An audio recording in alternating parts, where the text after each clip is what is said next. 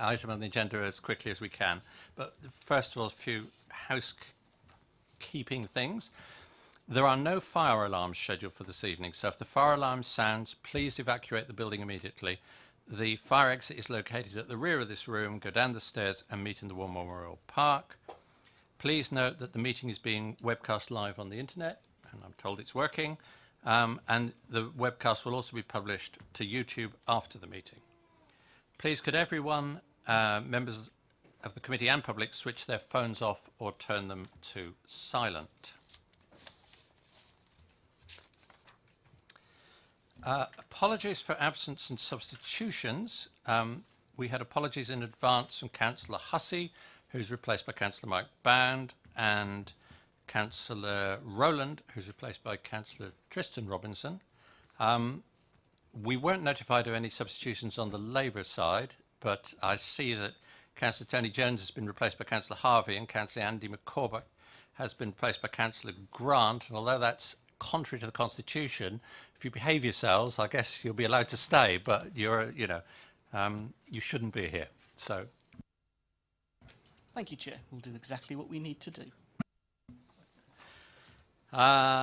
Any declarations of... Oh, sorry. Well, the other thing I wanted to say, we have some new members of the committee who we ought to welcome. That's Councillor Kim Taylor, Councillor, who else is Tony Capon, and Councillor Dave George. So welcome to all three of you.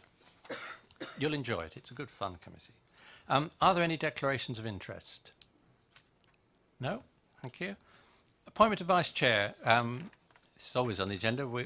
If there is to be a Vice Chair, they have to come from this side of the room. Are there any nominations? No. Okay, we will continue with an empty seat. There are no urgent matters.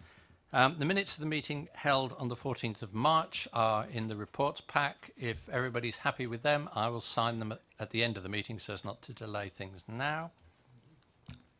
We have to make appointments to the Tree Appeal Single Issue Panel. I've checked with the people who were on last year, and Councillors Mike Westbrook, Paul Francombe, Ron Hussey and Nick Robinson would like to continue. Councillor Marilyn Tucker isn't well enough to continue, and Councillor Kerry Carruthers is happy to take her place. So I move that those 5 should be the members of the appeal panel. We need 2 reserves. Councillor Capon is prepared to be one of them. Do we have anyone else who'd like to be a reserve?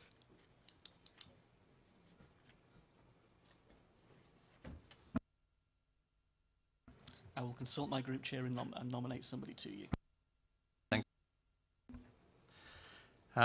Right, now we're on to the referral from full council, the update on the Basingstoke ice rink, and Councillor Bound, who is one of the various portfolio holders involved in this, will introduce it and introduce the officers if you think that would be appropriate. Thank you, Chair. If I may, as way of an introduction, the ice rink and the Bison team have made a valuable contribution to the sporting life and leisure time activity to the borough. The ice rink has been part of the life of Basingstoke for the last 3 decades, with people learning to skate, families enjoying time together, and even friends meeting up for the disco sessions, which is why I'm pleased that the report confirms that both an interim solution has been found and that long-term options are being discussed. I'm sure we can all appreciate that both the team and the rink are run on a commercial basis by Planet Ice, and that it would be hard for the council to justify subsidising this to benefit a private business at public expense.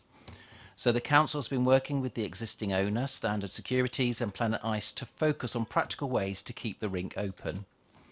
The development agreement for the new leisure park recognises that the ice rink has a requirement to explore options for a new rink. Sorry, the developer has a requirement to explore options for a new rink as part of the wider leisure proposals, with considerations. Sorry, my things just come up.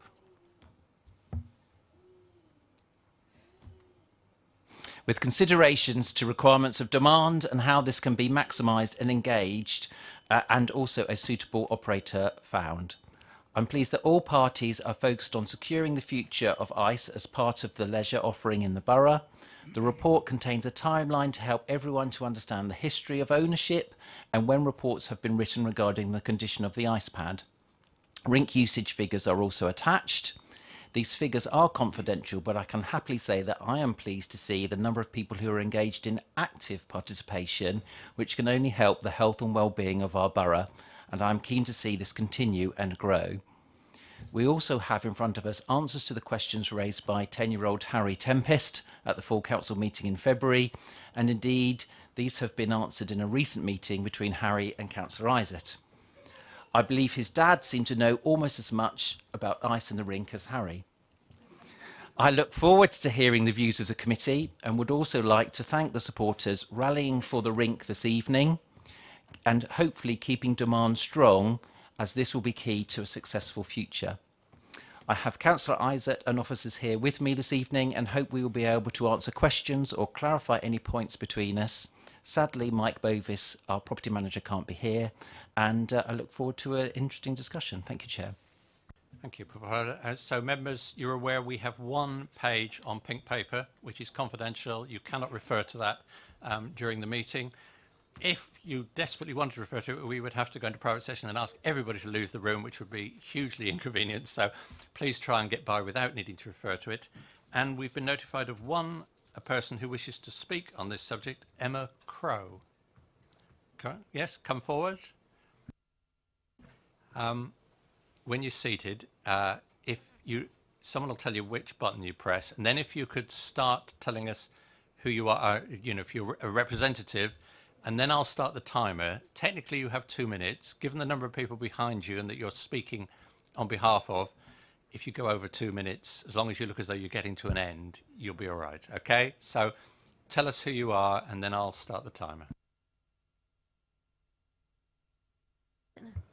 Apologies. Hi, I'm Emma Crow, and I'm here this evening on behalf of the Ice Rink Users Forum. So far, we have nearly 6,000 signatures on a petition to support keeping an ice rink in Basingstoke, both now and in the future. Going on from Councillor Bounds, in his report, he stated that the successful Basingstoke ice hockey team has made a valued contribution to sporting life of the borough. We benefit from facilities and teams in a range of different sports. This is part of why we have a high quality leisure. But I can totally support the concerns of the fans that a solution is found that we keep the ice rink functioning as the venue of the team in the interim.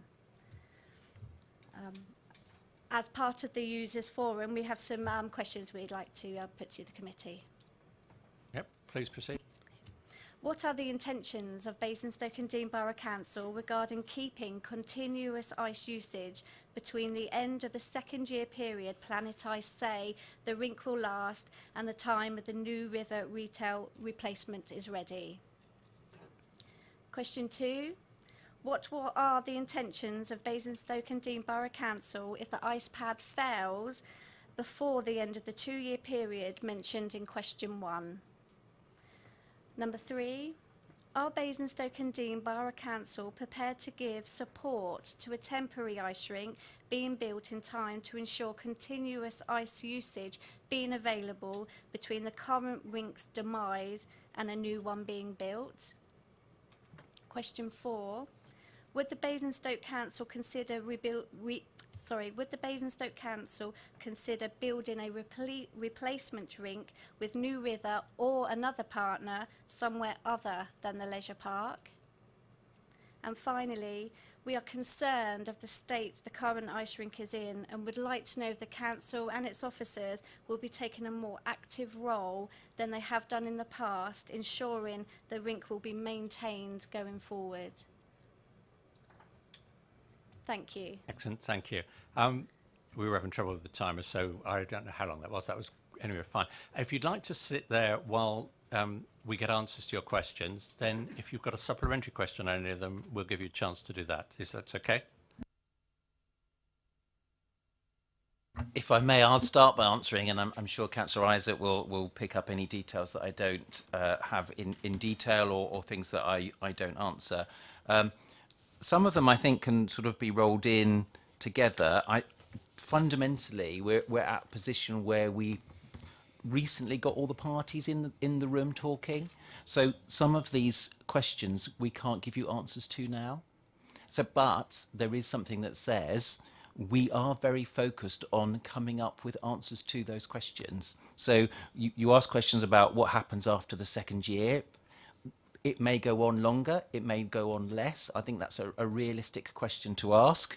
And those are the sorts of problems, and going on to some of your other points as far as what happens as far as a temporary facility, what sorts of options are available to answer any problems that we may come across as time goes on. That will include, of course, options as far as some sort of an emergency option should the pad fail. So all of those things are being discussed. We haven't got an answer, but we're all very focused on coming up with one. They clearly are key to maintaining demand, because that's what we need to do to get a long-term facility in place. You asked some questions about, if I went to question 4, about a replacement with a different partner or in a different place. I think, should that be something that we should consider? Absolutely. But when we have explored doing the right thing in the right place as part of the new leisure park, absolutely dealing with that first and coming up with the answer for that before we go on to what other options we may need to do if that is unsuccessful. But I'm personally very hopeful that we won't be unsuccessful. What I might do as far as active role of maintenance is just pass that over to John, whether that's something that you may be better placed to answer as far as the role that we've already undertaken as far as the maintenance. Thank you, Councillor Bound. Yes, on that question, there is a no direct relationship between us and Planet Ice under the terms of the lease. We have a direct relationship with Standard Securities, and we have been in contact with Standard Securities, and I'm pleased to say, as you'll see in this report, that they have lessened the burden on Planet Ice in relation to some of the charges in relation to the service charge. I think that one of the factors that one has to bear in mind with this particular situation is the facility is now quite old. It's over 30 years old, and it has not had the amount of investment that it should have had over those years. And so we're in a situation now where there's a backlog of work that needs to be done. But it's more profound than that, because what we have here effectively is a very unusual set of circumstances where we've got a problem that's arisen, a defect that's arisen with the blanket, the electric blanket that insulates the ice. And we've now got a substantial, I suppose you'd call it an ice cap underneath the ice rink.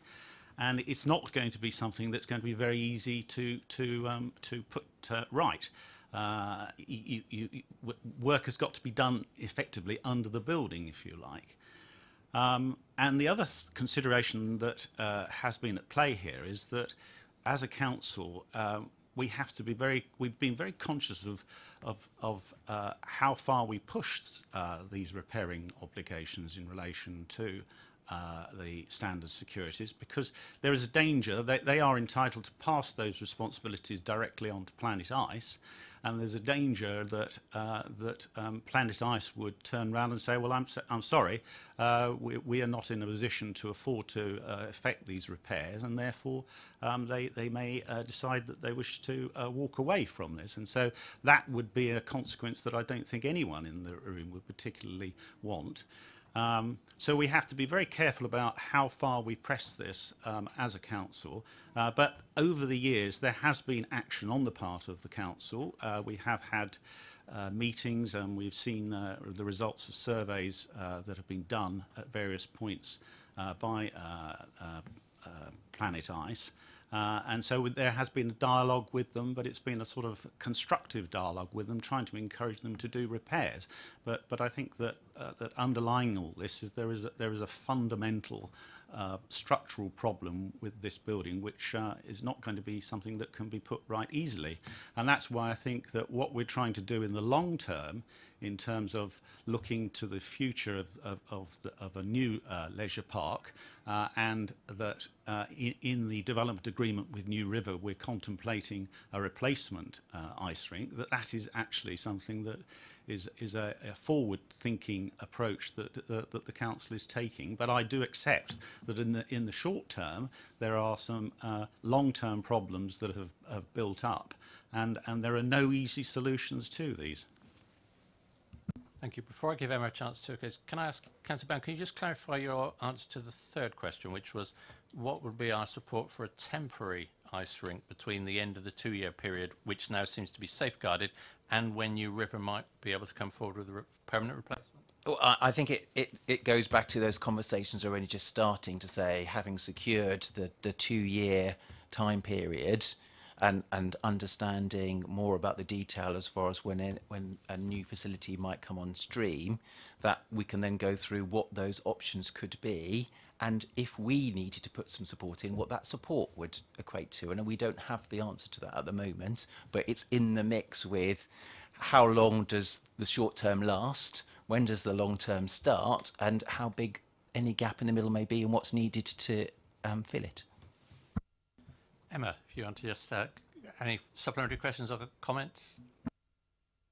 Thank you. Have you looked into the other rinks where they've come to the end of their life and they have put temporary rinks up? Have you kind of done any investigations on that to see how that's worked for the rinks? Slough was one that's recently been done. Their rink needed to be rebuilt, so they put a temporary rink in. They didn't lose anybody. Everyone continued to go. Basingstoke Ice Rink have a lot of people that are pulled in because of where we are. From when I work in the shop, we have people coming from Southampton and Bournemouth way. I think if we didn't have that facility continuing to go, we would lose that. And it's worked well for the other places that have done temporary rinks whilst their new ones have been built. Thank you for your time. Thank you. Yeah. Fine. Mr. Tempest has been very helpful in pointing out and providing information in relation to temporary ice rinks, and certainly that's information that we intend to put to good use and direct towards New River. New River have an existing relationship with Planet Ice in Blackburn, and so they're two parties that know one another, and so New River have knowledge and experience of operating ice rinks, which I think is another sort of positive aspect of this. Okay, thank you. Right, councillors, questions. So if we can keep the questions to questions for the portfolio holders or the officers. Councillor Kim Taylor. Thank you. Councillor Banded Isaac, I'm a little confused. We keep referring to, and indeed in the papers, Planet Ice, but a quick check on Companies House suggests that they recently filed dormant accounts. I think there are about 40 odd companies that seem to be involved around Planet Ice Basingstoke, PI Basingstoke, PI Leisure, and so on. And I think it's quite confusing to use generic terms like Planet Ice and not to be quite clear about the legal entity that we're dealing with, especially when it's apparently filing these sorts of accounts. I think we really need to seek some clarity on that, and I think particularly Councillor Brown, you mentioned that, you know, new parties for a new ice rink might be, you know, something that's of a last resort, but I'm wondering whether, because of the complexities of the current arrangements of companies, that in fact perhaps a new partner should be first on the agenda.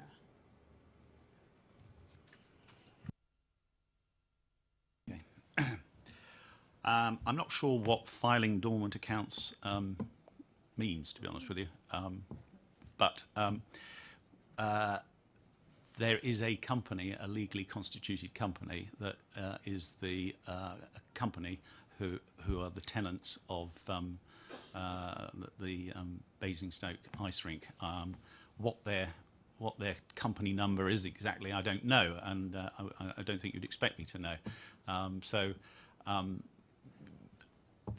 we are dealing with a Planet Ice company, and that's as far as I can say it, to be honest with you. As in looking at the future and the possibility of new partners, yes, the agreement that we've entered into with New River will expect them to talk to various operators.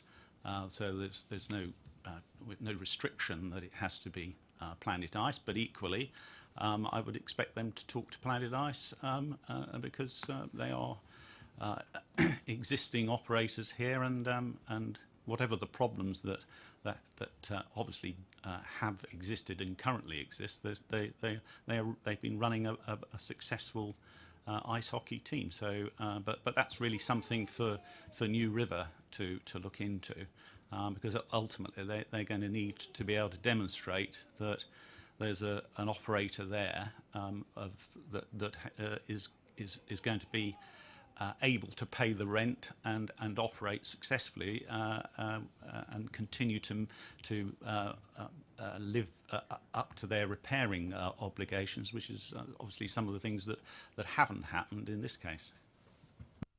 You got a supplementary question? For information, a dormant company means it's not operational, it doesn't do any work, it's not gaining any income, it's not incurring any costs, it is not doing anything, it just hasn't dissolved itself at that point. And I do think we do need to be cautious and careful, because these are legal instruments and legal contracts, and we need to be sure that we're talking to the right people. And we can't really say, we refer to Planet Ice quite a lot in this document, but actually we shouldn't be. Who should we be referring to? Which one of these multifarious companies should we be referring to? And it's actually quite important. This is a legal issue, a legal contractual issue about who is in possession and operating, a property that presumably we own and we've given a lease on, albeit to the other company, Standard Securities Limited, which has actually a pretty healthy set of accounts and could probably afford the repairs.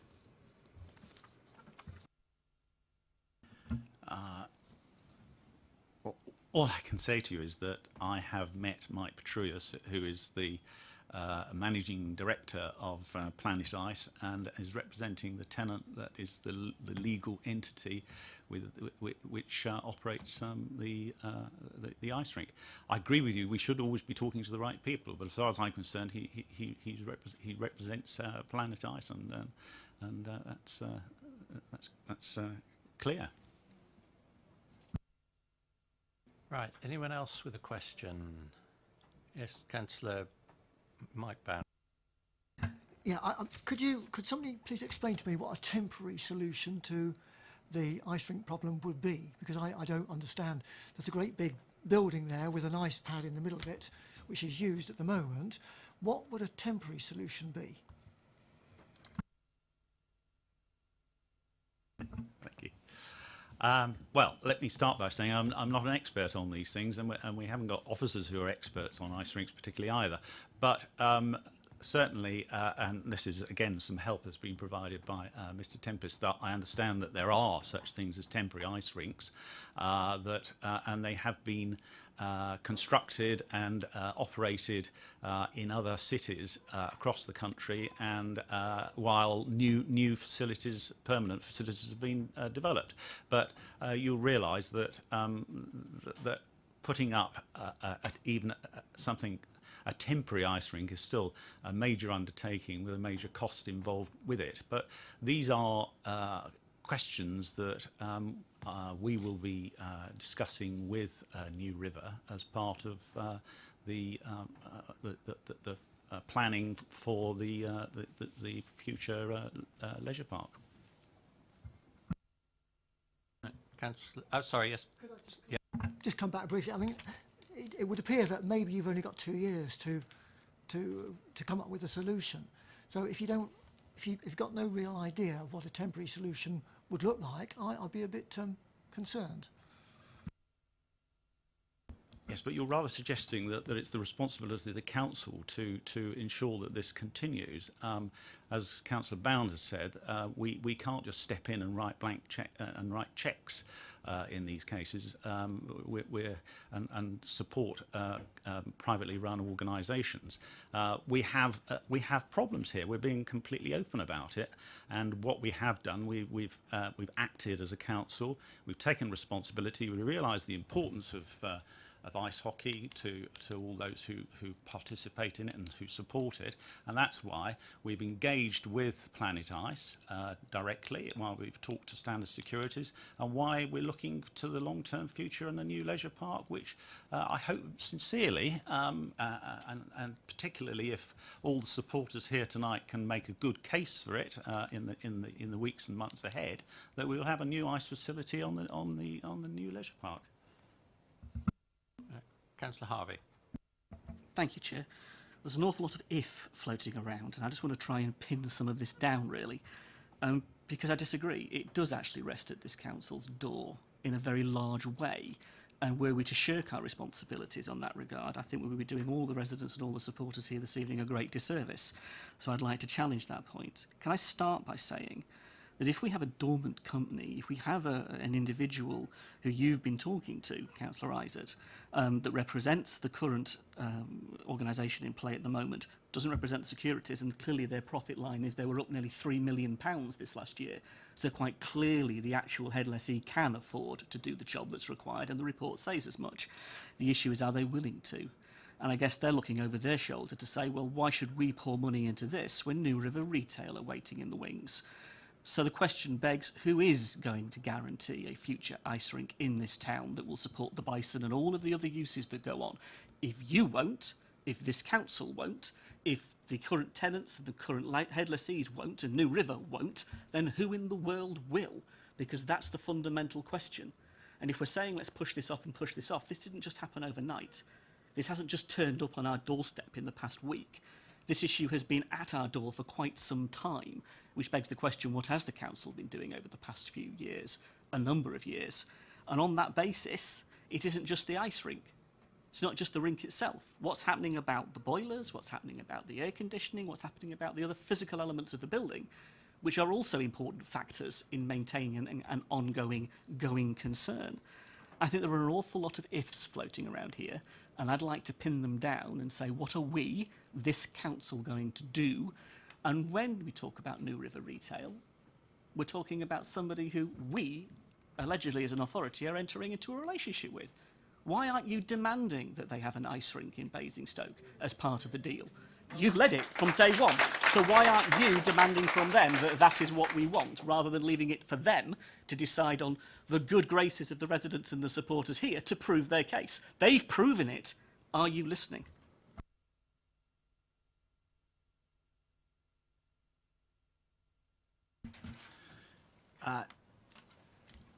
I think it isn't a case that it's proven yet, and I very much hope that it will be proven in time. But just because you say so, Councillor Harvey, and you get a round of applause, doesn't mean that the case is made. We have, as a council, to act very responsibly in the way we use public money. And it's not a case, therefore, that we should step in when problems arise that exist between two private organisations, that we should immediately step in and provide the necessary funding to enable something to continue, which would inevitably involve a huge amount of expenditure, and I don't think that the residents of Basingstoke and Dean in the widest sense would appreciate that. What I think they will respect is the fact that we are being proactive about this. We have brought in a very well-funded partner in New River to bring forward a new leisure park, and yes, as we have written into that agreement, into that development agreement, that they should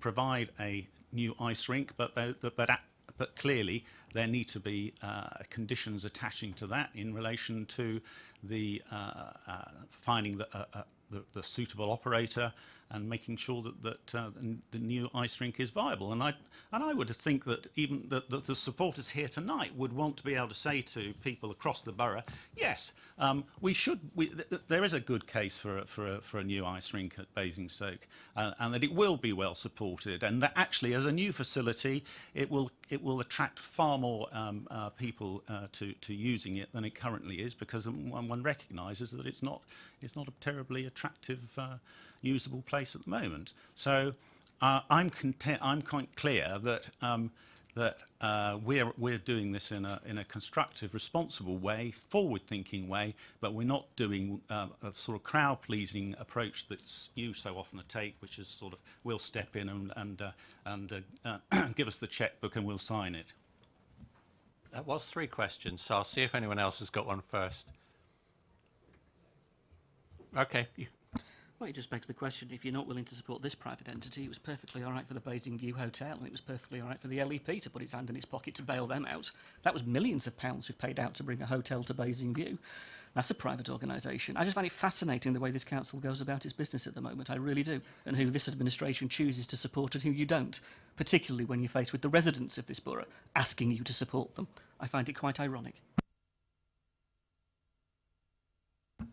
We are keen to support all those who participate and support the ice rink at Basingstoke. That's why it's been written into the development agreement. And as for the remarks about the hotel, Village Hotel on Basing View, you know as well as I do that we've received a multi-million-pound sum from the Village Hotel in order to buy the land, and so I know that that if you repeat an untruth sufficiently in a sufficient number of occasions, you may hope that people will believe you, but it's not the case. Right. I would also hope, Councillor Harvey, when I was a member of this committee, we managed to keep it relatively non-political. And when there are accusations that say this administration about guaranteeing services and things that residents want, it can be easily forgotten which administration let this lease in the first place in 2000. And that lease I have in front of me, words that absolutely it was not this administration that let a lease that potentially allows Planet Ice to not have ice skating in 2 years' time in that building. So please, I would ask you to let's talk about the needs of our residents. Let's work in a collaborative way. Let's work with our partners in a way that we can achieve the best results for our leisure facilities and our residents and their health and well-being, because there are lots of things that can become party political, but they do not help us achieve a successful result. Councillor Robinson.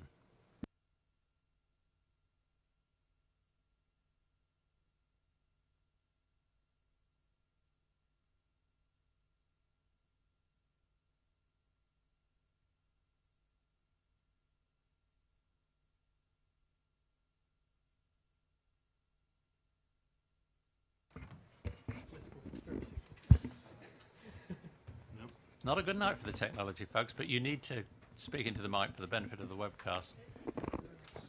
They've come disconnected. Yeah, it should. Hang on, let the officer go. It's unplugged down there. It needs plugging back in, that's all. Just wait a minute. No, Julia, the wire on the floor needs plugging in the back of Councillor George's thing. Thank you. It's wonderful stuff, electricity, but it does need to be joined up. Great. No? Oh, yes! We're on. Thank you very much, Julia. The question that I wanted to ask was, as a council, what actions are we taking to ensure that the obligations upon either Standard Securities as the head lessee or Planet Ice Basingstoke as the sub lessee, to ensure that their maintenance, which clearly hasn't been on point, what avenues are we taking to redress that?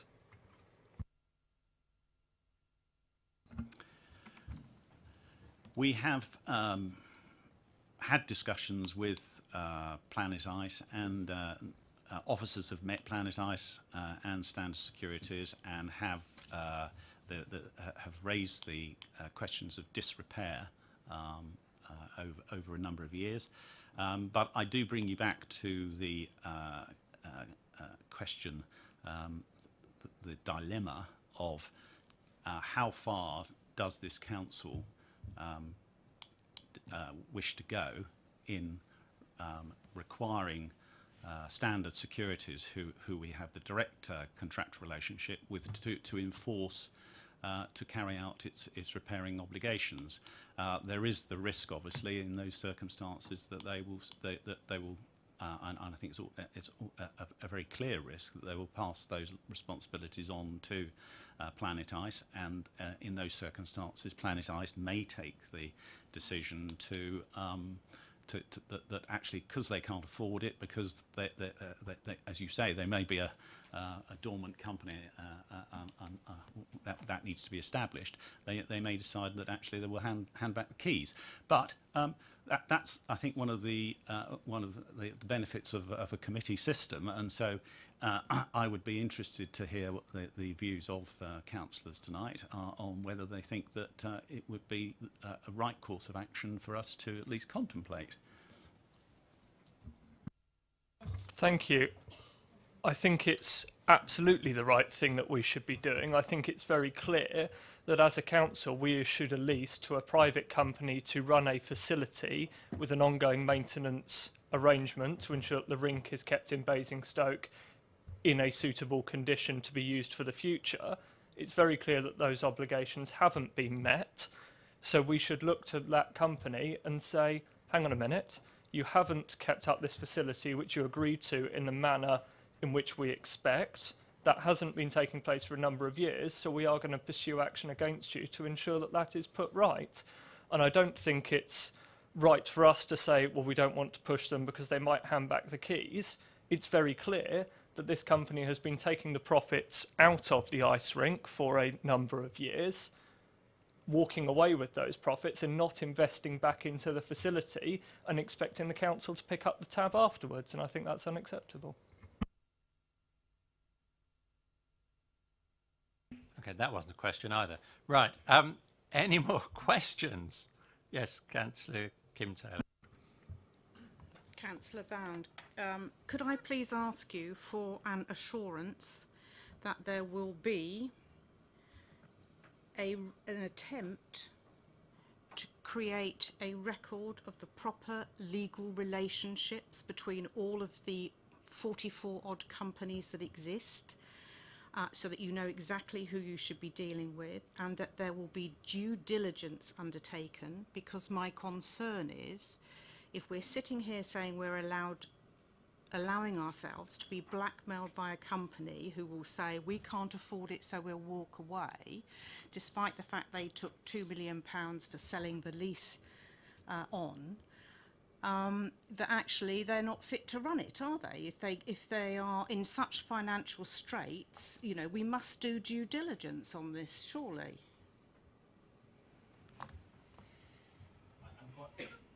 Oh, sorry. I'm quite happy to give that assurance. I think it's one of the things that has taken a lot of time with the discussions that I've had with officers, with a lot of the discussions that I've had with individuals who are supporters. I think it is well known and understood by people who are engaged in supporting ice hockey teams and have experience of the ice culture that this is often a way that individuals operate. I think we are confident we're speaking to the right person, who is the private owner of Planet Ice, whichever version as far as the corporate entity, the right owner as far as the owner of the Bison organisation. I absolutely am more than happy to give you that assurance that, you know, mapping how that works as far as who owns what, why wouldn't we do that? I think we are confident, though, from all the conversations that I've had, that we're talking to the right person, but happy to do that homework to make sure that we can give you some assurance that that's correct. It is pretty essential, because although the same individual may have 100% controlling interests in many of the companies, which then have 100% controlling interests in some of the other companies, you do need to make sure that when you start signing legal contracts and leases, that you're actually signing it with the right company. So it actually has to be done. Well, and that's probably really my point. We're trying to ensure that we're talking to the right person. The sublease in this case was that due diligence should have been done by Standard Securities.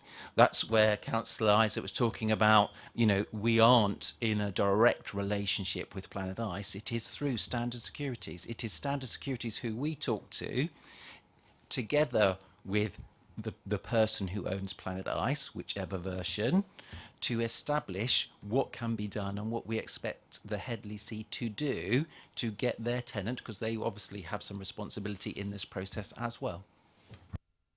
Yeah, thank you. Councillor Mike Bound. Yeah, just for clarity, when you say hand the keys back to whom?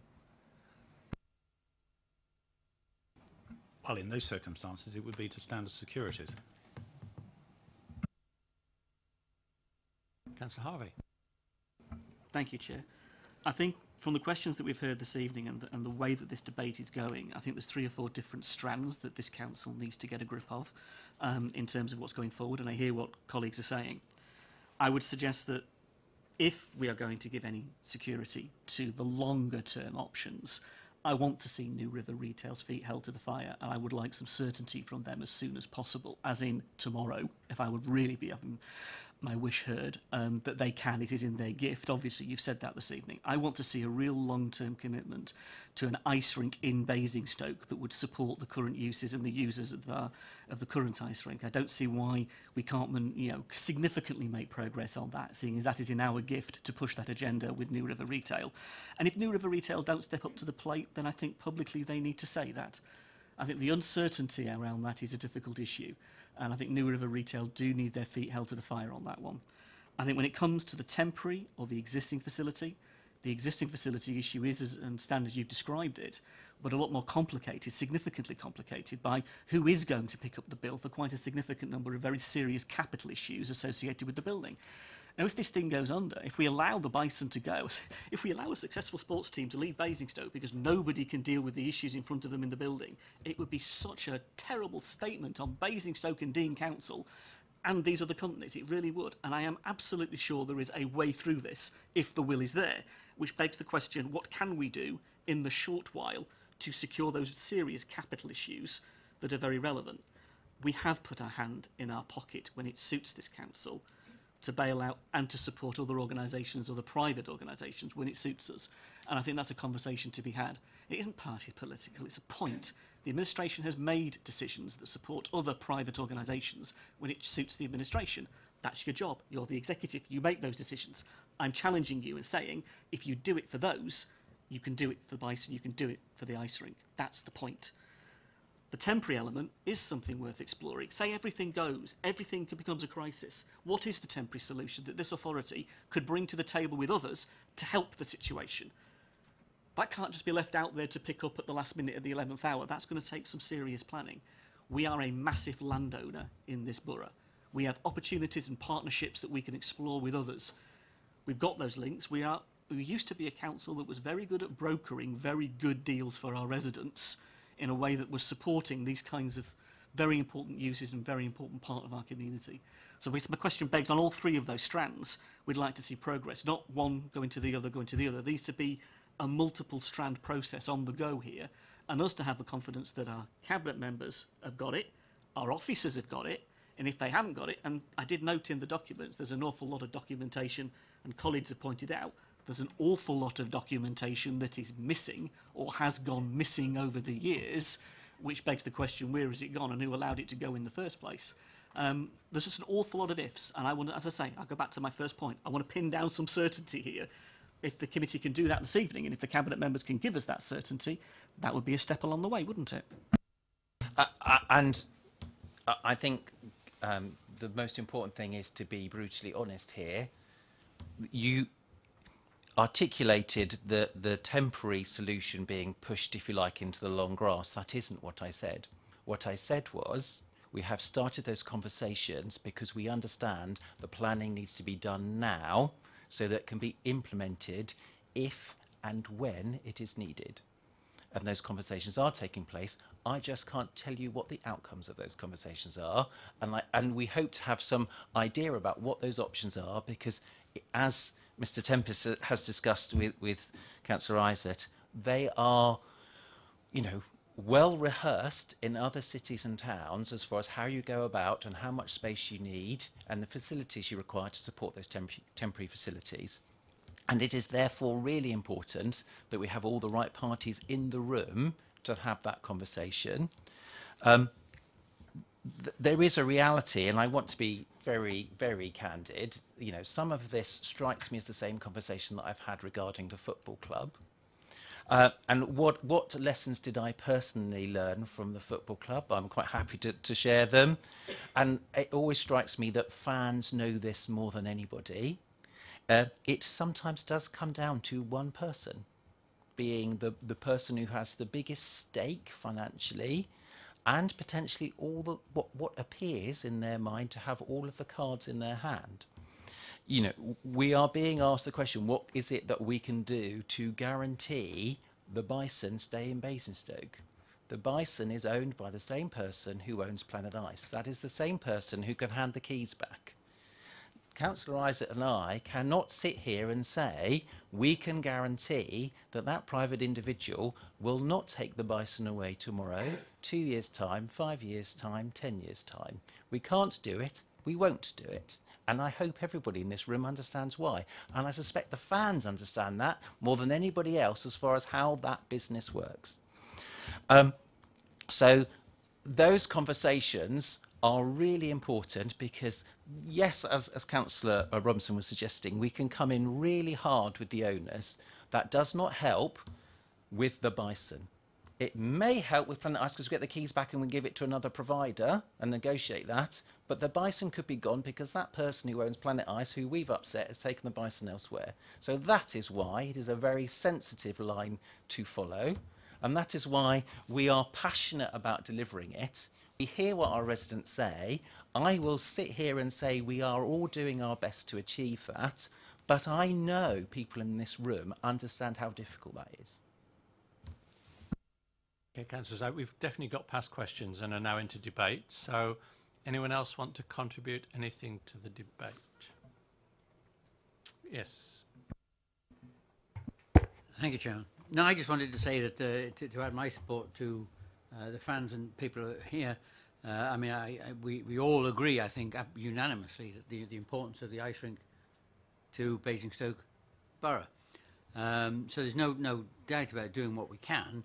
What I see in this document here is that steps have been, progress has been made, steps have been taken to securing initially the short-term future. That's the next 2 years, as I read this. That seems pretty well assured. Of course, there are other things that, and there are other contingencies that have to be looked at as and when they arise, and in fact do some planning in advance of them possibly arising, and that I also understand is in hand. And then the longer term solution, of course, it's a longer term solution. That's going to take a little bit longer to come to some agreement with in this case, the new developer for the leisure park. So basically, what I would like to do is just to say that I'm very much behind doing something and supporting this ice rink. I mean, don't get me wrong on that. You have our absolute support.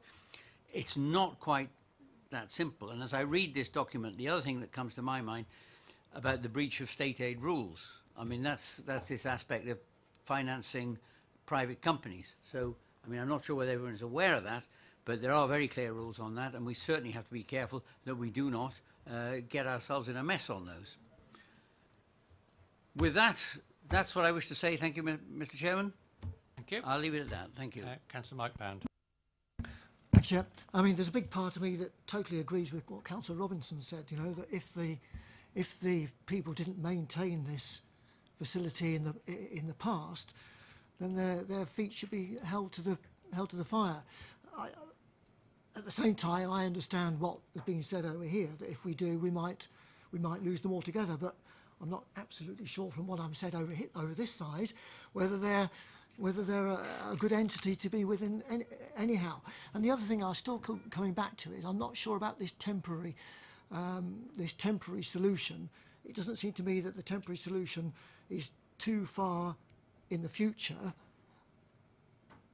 You said that you really couldn't say anything about it, but you are in discussions about a temporary solution. And I'm just wondering how long a temporary solution would take to be up and running in the timescale that we're talking about. Thank you. Yeah, that would be helpful. I have limited knowledge on temporary ice rinks, but I think they can be erected quite quickly.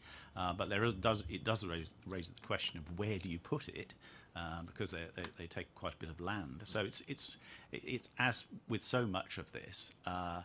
There are lots of complexities and no easy solutions in providing this. You know, ideally, I suppose the circumstances are that the existing ice rink can be enabled to carry on for however long is required.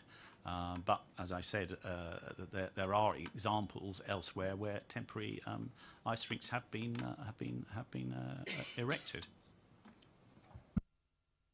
Anyone else? Councillor George? Thank you, Chair.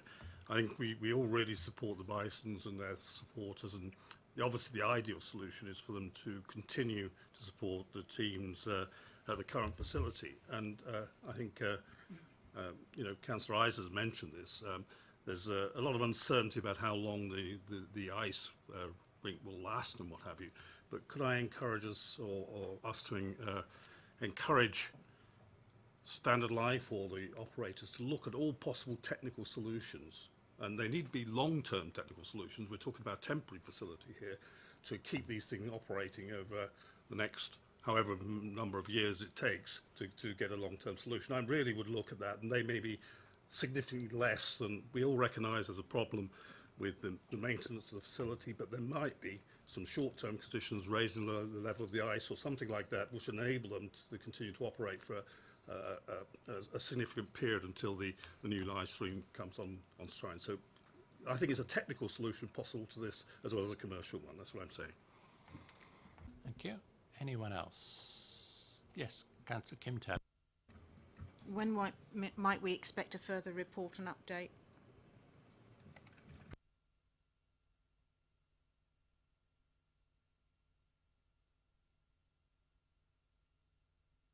Them a chance to think about.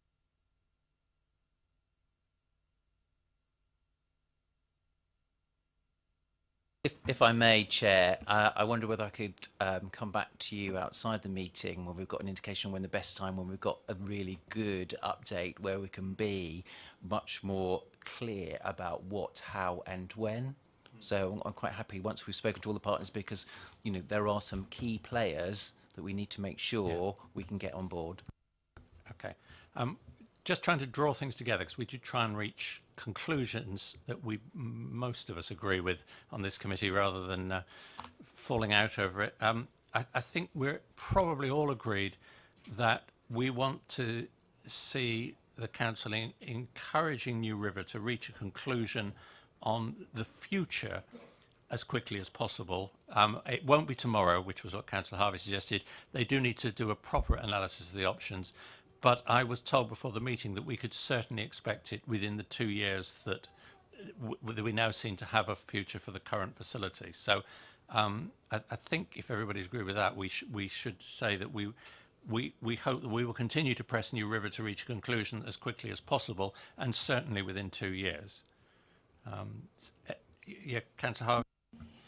Of course, we all want to be realistic. I'm not being daft enough not to think that there needs to be some realism in terms of when New River can do their legal elements to come back, and it will be legal, of course, because of the arrangements, particularly with the development agreement. But I noted that in the development agreement, Milestones Museum is guaranteed, albeit also the new Aquadrome is guaranteed, and the Private Club for the Loddon Bowls have got a continuation of operation even off-site that's guaranteed.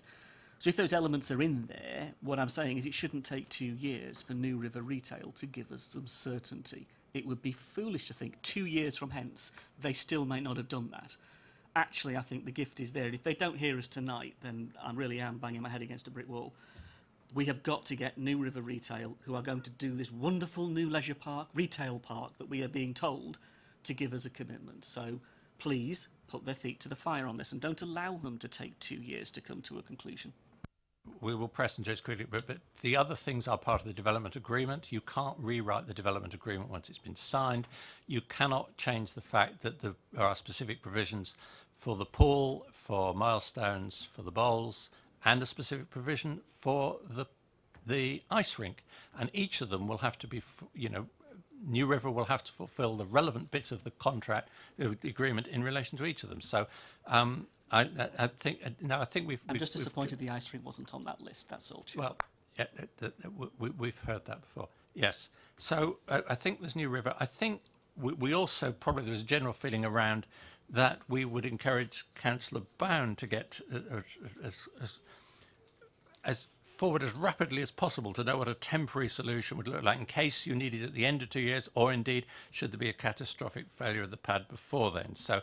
I think we should welcome the fact that you are in conversations with people and that you're getting some expert advice from the gentleman over there somewhere, and that we wish all that well. But we don't want to be saying we want to know what the temporary solution is in 2 years' time. We want to see that as quickly as you reasonably can, and then to come back and tell us about it. So I think that's fine.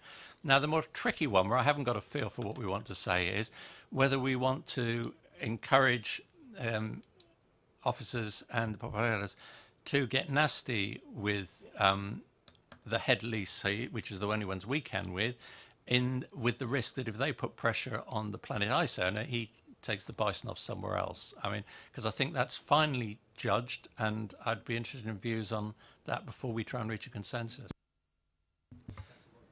Thank you, Chair.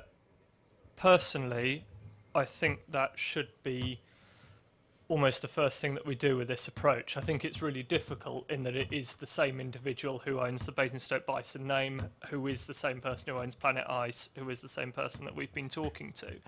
But I think the reality of the situation of the ice rink now is that it is, dare I say it, a dilapidated facility now. It has been in need of maintenance for some time. I mean, I learnt to ice skate there some time ago, and it hasn't changed a lot since. I think many people would agree with that. A number of the stands have been condemned now. My anecdotal understanding is that we have an issue where the base of the ice pad has disintegrated, for want of a better word, and that we've now got a 30-foot iceberg, ice cap underneath, which is now causing the whole thing to suffer from things like freeze thaw, and ice subsidence and all sorts. So, notwithstanding any of the other issues that we've talked about tonight, this is a fundamental issue that it could all disappear anyway. So I think if Planet Ice, if we exert pressure on Standard Securities who we can, and Planet Ice walk away, then I think it's very clear at the moment that Planet Ice are going to walk away in 2 years anyway. So I don't think we will have lost anything by pursuing that avenue, because as far as I can see, we've got an ice rink that in 2 years' time is not going to be fit for use. So we've got to pursue that avenue to try and get the best redress that we can for now, because if we don't, then it's going to disappear anyway. Okay, thank you. Do the supporters have a common view on this? And if so, would you like to come back to the mic and tell us what it is? Because I would hate for us to do something because we think it's the right thing to do, and then it backfires and you lose the bison. If I'm allowed to discretion to invite you up here. I think generally that the condition of the building right now, we understand that putting pressure on Planet Ice could give us an issue. But in the interim period, there are things in that building that could be done now. There's no heating in that building. There's no disabled lift in that building. Now, if these are large capital investments from them they can't do now, they shouldn't be there. This is a fundamental function of that building that is not being complied with. So you'd be happy for us to take action Well, I with the think risk that's been identified? In stages, yes. I mean, certain things you can ask them to do and see what their reaction is in doing that. And you get a feel from that of going forward of what they're prepared to do. Okay, thank you. I think it's a clear answer. And if you could switch the microphone off for us, please. Unless anybody else out there feels they wanted to say the opposite. But we'll take that as a view of the supporters generally. Yes, Councillor Carruthers. I'd just like to say that I support the idea of holding Standard Securities to account. I think that we should be doing that. We need to try that avenue. Just listening to the supporters, I don't know if that's something we've done before, if we've given them a list of things, you know, maybe we start with small things and make some suggestions to them. The supporters could help do that. Things that could be done, even if they're not huge things initially, to make improvements, to make the place more usable as it is at the moment. Councillor Harvey.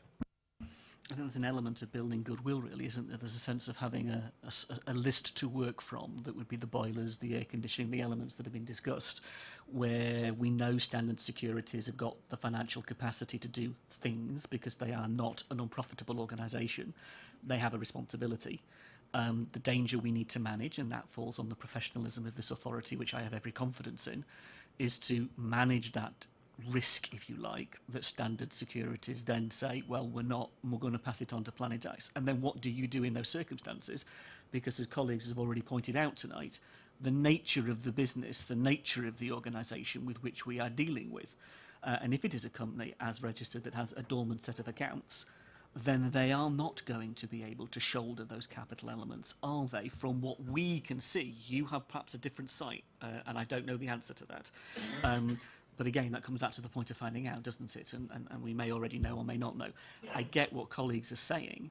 The question is a progression, a carefully constructed approach that achieves the ends we all want, and that if there is a risk, those who are managing that risk are transparent, at least with the key leading authorities within the movement, within the supporters movement, and also with members.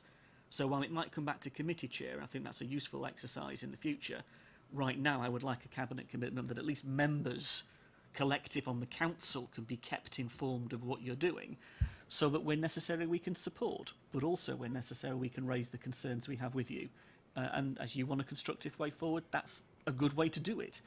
But again, I think maybe officers can help us here with the appropriate strategy that step by step takes us in the direction we want, and we all know the risks are involved. Yeah, thank you. So I think that's probably going to, so following up my colleagues on this side who've made the proposal, we should be inviting portfolio holders and officers to start putting pressure on Standard Securities with a list of things that need doing, but to do it as explained to us by the supporters, in a careful way that enables us to monitor the reactions and try and avoid precipitating a crisis. So I think you can probably write that for the minutes, can you? That's clear enough. Good. And I think the other thing was, I think we probably, as a committee, could reasonably invite the portfolio holders to keep the council up to date on significant developments in this. And then Councillor Capon wanted to say something. I just wanted to echo the thoughts that have been going around at the moment about the need for a staged process to this.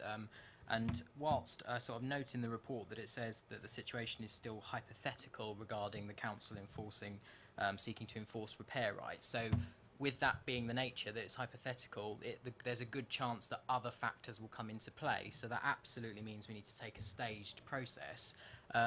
But the thing I wanted to say is that there are lessons to be learnt from this scenario. So going forward, once we do hopefully reach a solution whereby we can keep an ice rink in Basingstoke, I think there's a feeling across the room that we are all committed to seeing that happens in in the best possible way wherever possible. But when that provider takes that role on, there are significant lessons, and I'd be keen to hear what the lessons the council has learnt from this situation and how we can implement them going forward so that we don't make the same errors. So particularly around the chopping and changing of the company, the due diligence, are there things we could have done better that we'll do better in the future? And I think that would be a good exercise to undertake.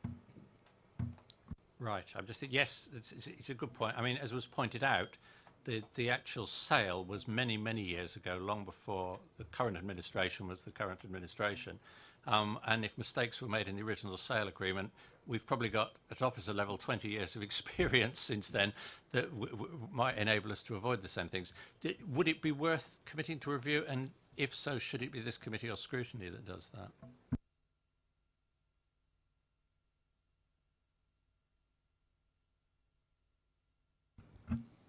I'd suggest that this was done such a long time ago that I'm not sure that we could draw many useful lessons from it, because I don't think it would be done that way again in the future. But there is we have many long leases as a council, and so there may, and many of them are historic, and we are granting new long leases. So if you want to sort of investigate the issue of what controls one can exert over long leaseholders when they sublease, then that might be a useful exercise to go through, taking up on Councillor Capon's point. Personally, think, although obviously the chair of scrutiny isn't here, it sounds more like a scrutiny issue than a, because that's scrutiny looks back at the past for the benefit of people, whereas this committee is meant to basically look forward to things that are to come. So and I think Councillor Robinson is about to say something, but subject to that, can we record that I will discuss with the chair of scrutiny whether this is something that scrutiny could pick up? Councillor Robinson. Thank you. I think I agree. I think we'll probably look at it and we'll find that contractually the way that the council operates contracts with external bodies will have changed hugely from 18 years ago, because laws will have changed and all sorts will have changed.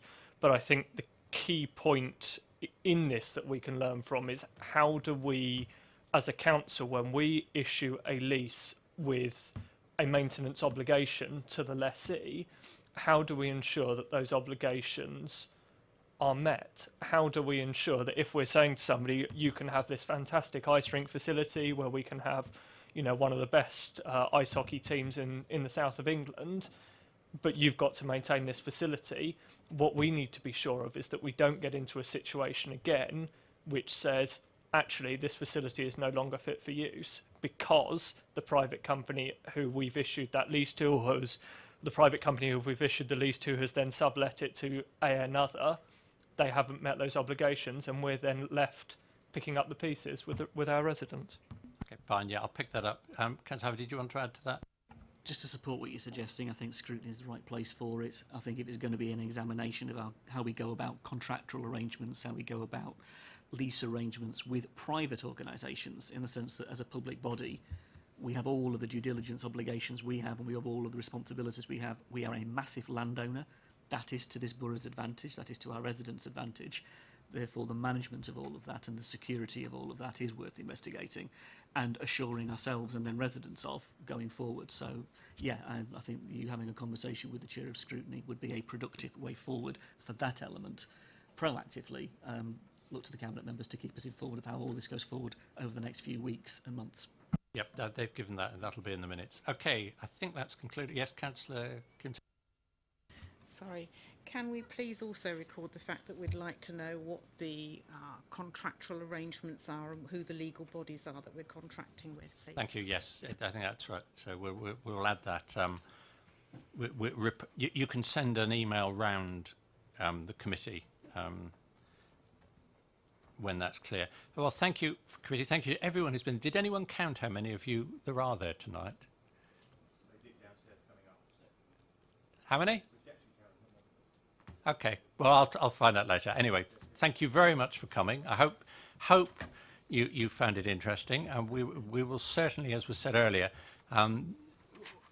welcome your continuing interest and continue to raise the demand levels for ice, both ice skating and ice hockey, so that it's very clear as New River do their work that if they can find someone who would do it, that there's the demand for it. Thank you very much. I think we'll perhaps have a 5-minute break before we start the next item.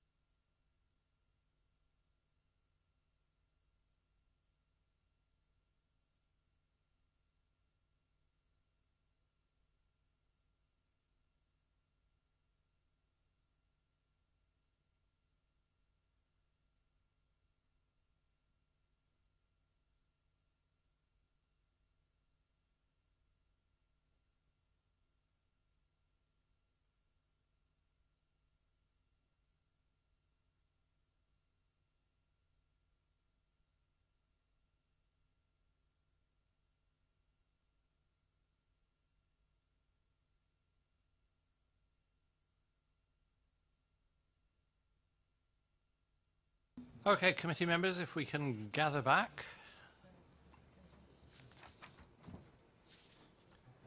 We're now on to item 8, the air quality feasibility study on the A339. The portfolio and officers intended to swap sides, so we're now looking the other way. So I'm going to invite Councillor Eatus, the portfolio holder, to introduce it and introduce the officers as well if they're going to be speaking. Thank you. Thank you, Chair. So I'll just give a very brief introduction, then I will pass over to Tom Payne, who will be introducing the paper in more detail. And we also have Sonia with us, who is an expert in air pollution and will hopefully be able to assist with answering any questions better than I can. So obviously you'll all recall that this the issue of air pollution was before this committee back in January, and that was a more general paper on air pollution as an issue as a whole, and we debated that at quite some length. So we're not here, and we've agreed to come back again with some updates, etc. next year in January, I think it is, isn't it? February? Yeah. January, yeah.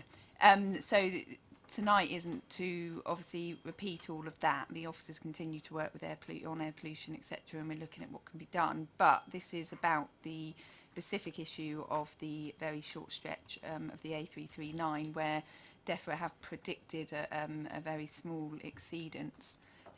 So it's just about that one issue that we're here to discuss tonight. So if I can pass over to Tom, who will introduce the paper in more detail, and then we can take it from there.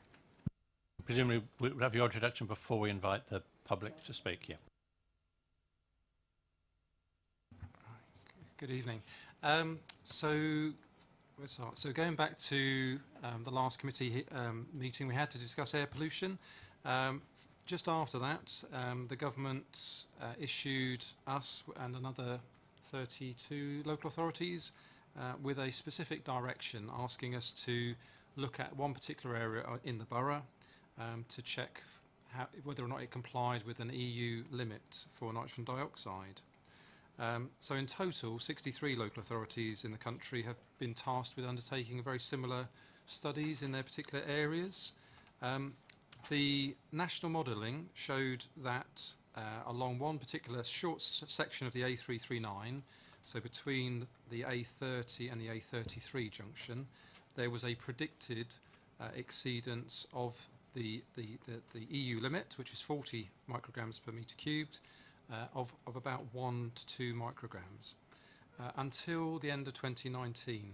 And after that point, as is shown in the appendix to the report, you can see that the concentrations drop and continue dropping as there are general improvements in the emissions from the fleet on the road. So there is a marginal exceedance that's been predicted.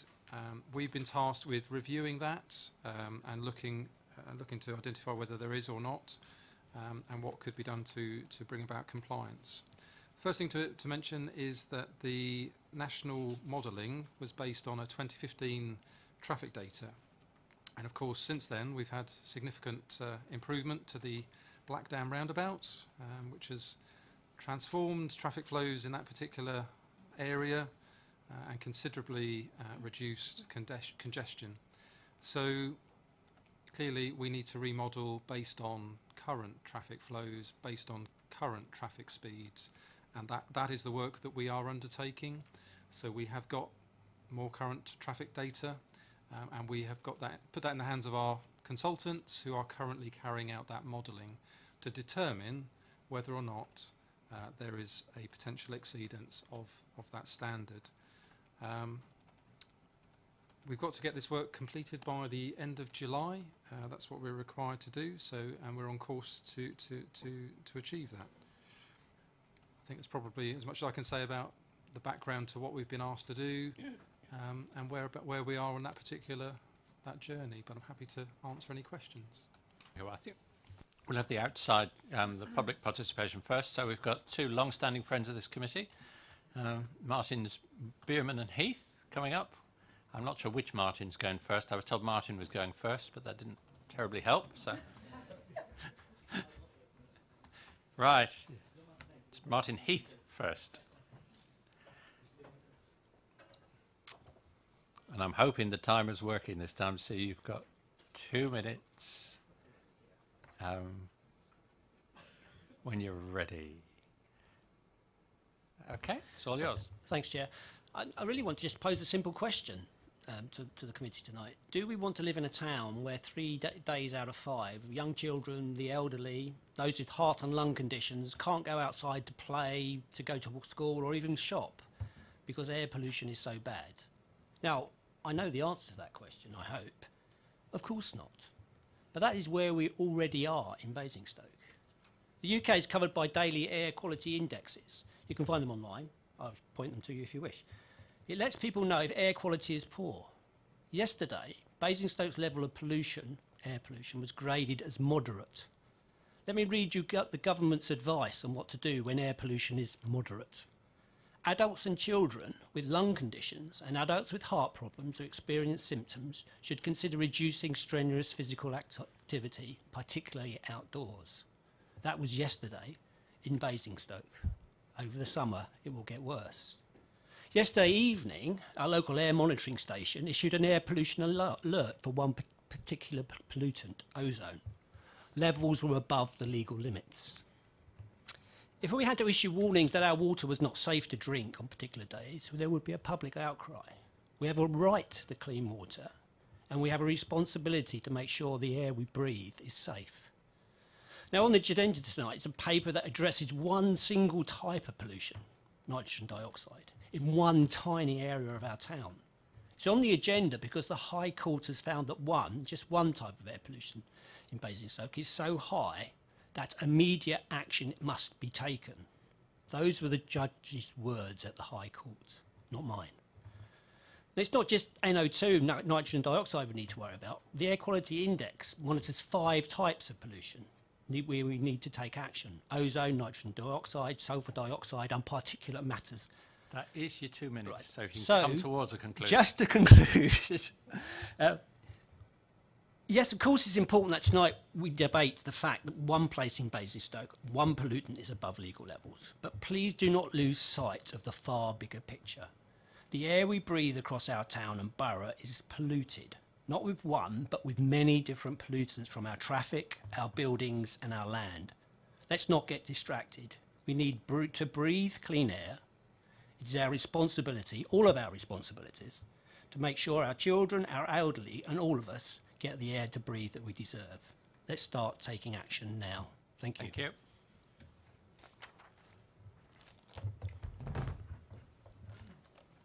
All right. Martin Bierman.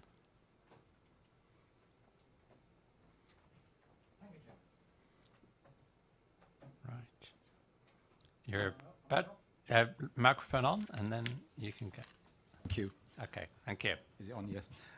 My standpoint is that the current UK anti-pollution laws fall far short of what is really needed, and clearly the UN is of a like mind on that. We can be sure that the regulations will tighten in future despite resistance of the establishment.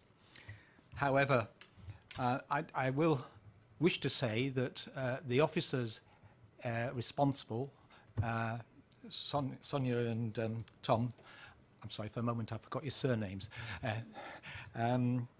have been very helpful in discussing with ourselves what might be done and where this is going. And as far as the specifics of the complaint from central government on this issue, they have done all they could reasonably do, as far as I can see. And it is a situation where we're talking largely about the consequences of traffic. And of course, that's something that needs very much the engagement of Hampshire. And whether Hampshire are taking enough interest in it, I don't know, but I do hope so. And I hope anybody here who's dual-hatted can use that. Well, I don't think there is anybody that I can see. But I hope they will use their influence when it comes up in Hampshire. Just as far as the report's concerned, on page 36, paragraph 4.7, there's reference to the strategy between 2014 and 17 and the things that are being done. When I read that, I'm not really sure at the end of it what has been done apart from being involved with sort of advice systems, the Go to Work or whatever it's called, I've forgotten it for the moment. But I'd like to see some concrete things done. And one thing I'd like to put before the committee, that will help air pollution in the borough generally, and I am coming to the end of this sentence, Chair, because I'm sure you'll wish me to, is to take something that will cost the borough nothing, but will have the benefits of both cost savings and better air, and that is to take an engagement with the idea of no idle zones. And to have a campaign on that particular front, particularly in the area of schools and other areas where people leave their cars parked. I went past a school today with the cars, with the engines running. They'll say to keep the air conditioning going, but in the meantime the children are being poisoned. And so it'd be very nice if the committee could consider that and take it on board. Thank you, Chair. Thank you. That was a 45-second sentence, but well done. Yes. Right. Thank you very much for your contributions. Yeah, as has been pointed out, the paper is about one very specific issue which has got a tight deadline to it, so we do need to, if we have any questions or comments, ask the questions to the officer and that. We had the last meeting when we looked at the wider issues in January this year. When we get to the work programme, which is the last item on tonight's agenda, I'm going to recommend we put that back on. January seems to have got left off the work programme in the agenda, but it's in my copy of it. So I will be recommending that we get back to the wider issues at the meeting in January 2019. So if we could focus on what's in this report tonight, while noting what's been, if you want to comment on what's been said on the wider issues, feel free. But any questions? Councillor Hart. Thank you, Chair. Being one of the ward councillors associated with a specific stretch of road, I know it really, really well, particularly from the pedestrian point of view. I mean, when I think about the north-south accesses across the railway line, aside from Gressley Road and under the Alençon Bridge, this is one of the key employment routes that are taken into Danes Hill, let alone into the ward itself, into Norden. I guess my question for officers is, bearing in mind what is in front of us as the issue, what do you genuinely think can be done to address the concerns that you've raised, the project you're intending to take forward to identify and to substantiate, and then obviously leading to some set of actions? And if it's not us, what do we do to county, or to the Highways Agency for that matter, to make them take it seriously? This is a very well used and very important pedestrian link. And if this is flagging as an issue, then for me, as a ward councillor, I'd like to see some action. So that's the question really to officers, appreciating the substantive work that you've already done, which I respect.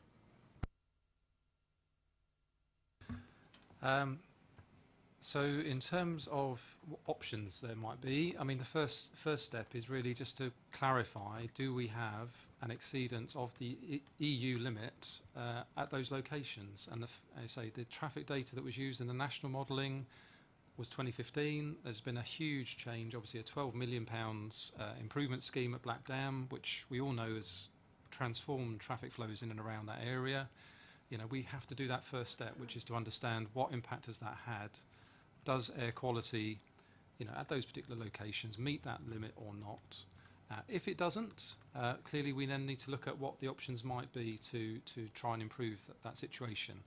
The mandate we've got is to identify any options that there might be that could achieve compliance before 2020.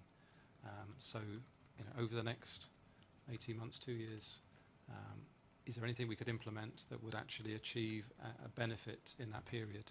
So we're not quite at that stage yet, but of course we need to work with Hampshire County Council, we need to work with Highways England to understand what the options might be moving forward.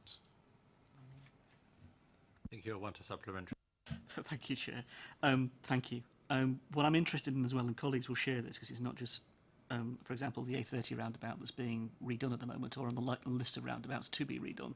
I guess the question begs, if there are significant changes taking place on that particular roundabout, if there are significant changes currently taking place on the Chinham and the Redman roundabout, and we're then talking about Thornycroft, all of that needs to be factored in. And the difficulty, I'm just trying to reconcile that in my head to say that isn't going to be within the 18-month time frame, but will have a dramatic impact on your study because of the nature of the change in traffic flows. And we're also looking as an authority to change the behaviour of drivers in the way they do drive around the town.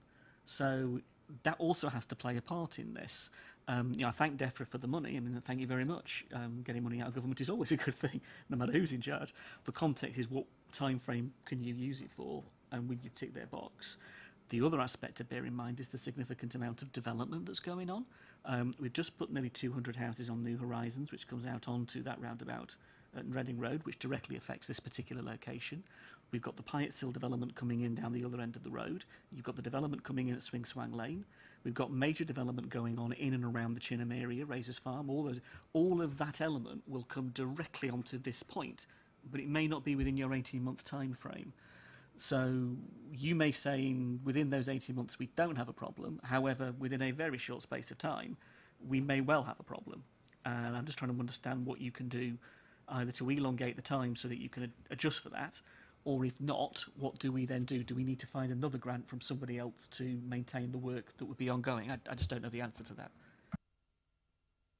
I think that's the point, though, Paul, is that this is just one small bit, and realistically, and in my view, are we really going to be able to do anything between now and 2020? And probably not, because then the exceedance won't be there. But it isn't just about this small bit of road. There is the bigger issue of air pollution, which we discussed at length in January. We all accept that it's an important issue we all want to deal with. We've got to put it into context, but it's not something we want to ignore. And things like idle zones that Martin's, I'm not against them. I think they're a good idea, and have actually already raised those in different meetings. And it's just things that take time to put into place. And yes, you talk about the development, but if all the roads are being improved, then traffic flow is quicker. I mean, the Blackdown roundabout, yes, it was painful and it was being done, but it is so much better.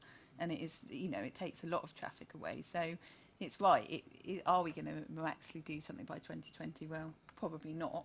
And even if they wanted to reduce the speed limit on it, is that really realistic? Because, that's something that takes, and I've had the chat with officers, it takes forever, and then Highways England won't agree because it has an impact on the M3 and then the road networks. But I think that's why this evening, yes, we're debating this, but things like what Martin Heath said, that's all comes into the bigger picture of what we are trying to do. And like you've hit the nail on the head, it's changing people's behaviour. And obviously in the years to come, we want more people to be driving electric vehicles. Idle zones sound a good idea. So, yeah, this is just one issue, one piece that we're trying to sort out. And hopefully by January next year, we can have more ideas and it would have moved on. Was that no idle zones rather than idle zones? But yes. Yes, sorry. You just mentioned the developments going on in the borough. Obviously, we do look at the larger developments, do carry out air quality impact assessments as part of the planning conditions we put on. So that would be mainly for developments, obviously transport-related issues. So that is as looked at that stage as well. And also the government, there is quite a lot of new legislation and guidance coming out from DEFRA. They've just issued a consultation on their new clean air strategy. There is also going to be a road to zero strategy, looking at reducing emissions from road transport further. So there is lots of work coming out at the minute from DEFRA in consultation stage, and I would urge anyone who's got an interest in air quality, which should be everyone in the room, because we're all part of the problem and we all need to be part of the solution. I would urge you to look at any consultation documents and respond either as in an official capacity or as a member of the public, because the more people who give their feedback to DEFRA, who at the end of the day draft up the policy which we have to adhere to, the better, basically. So I would urge you all to have a look at the consultation documents. Can we do Councillor Richards and then we'll come back to you? Yeah, thank you, Chairman. Yes, I just had a question really regarding this table of figures here. I mean, they're giving us definite figures. Actually, I'm certainly not familiar with the model that you use, but it is a model, and therefore there are an enormous number of variables involved in that, obviously. I'm surprised that these don't come with a sort of plus minus. Do you know what I mean? A sort of standard deviation. Because it looks, these are, the way this is presented as fact, and it's not fact at all. And I just wonder how well this model does actually correlate to the reality.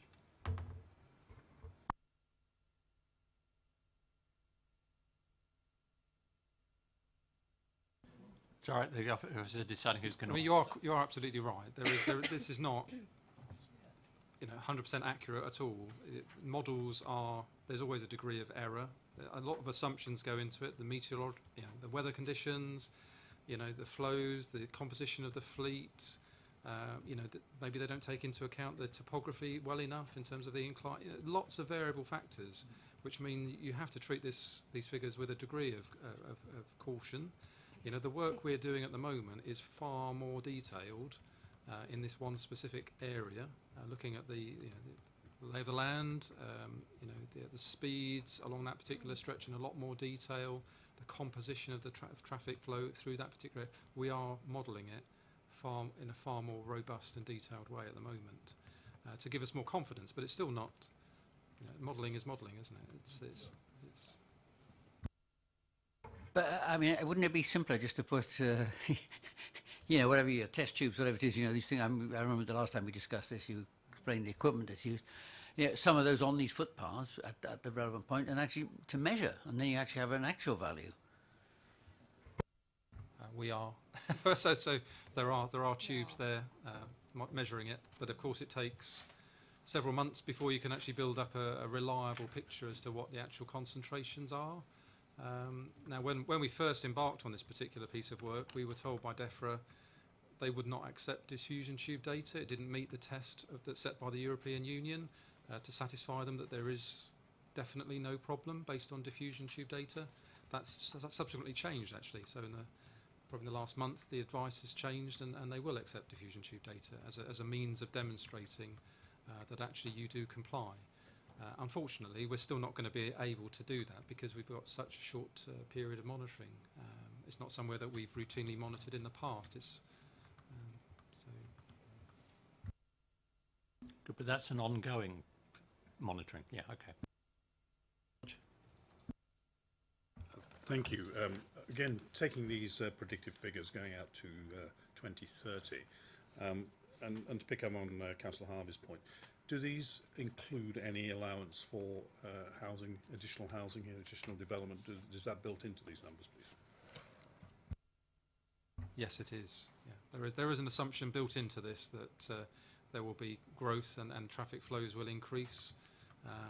But of course, it also factors in the improvements that they anticipate in terms of the composition of the fleet and the cleaner vehicles that are generally in use.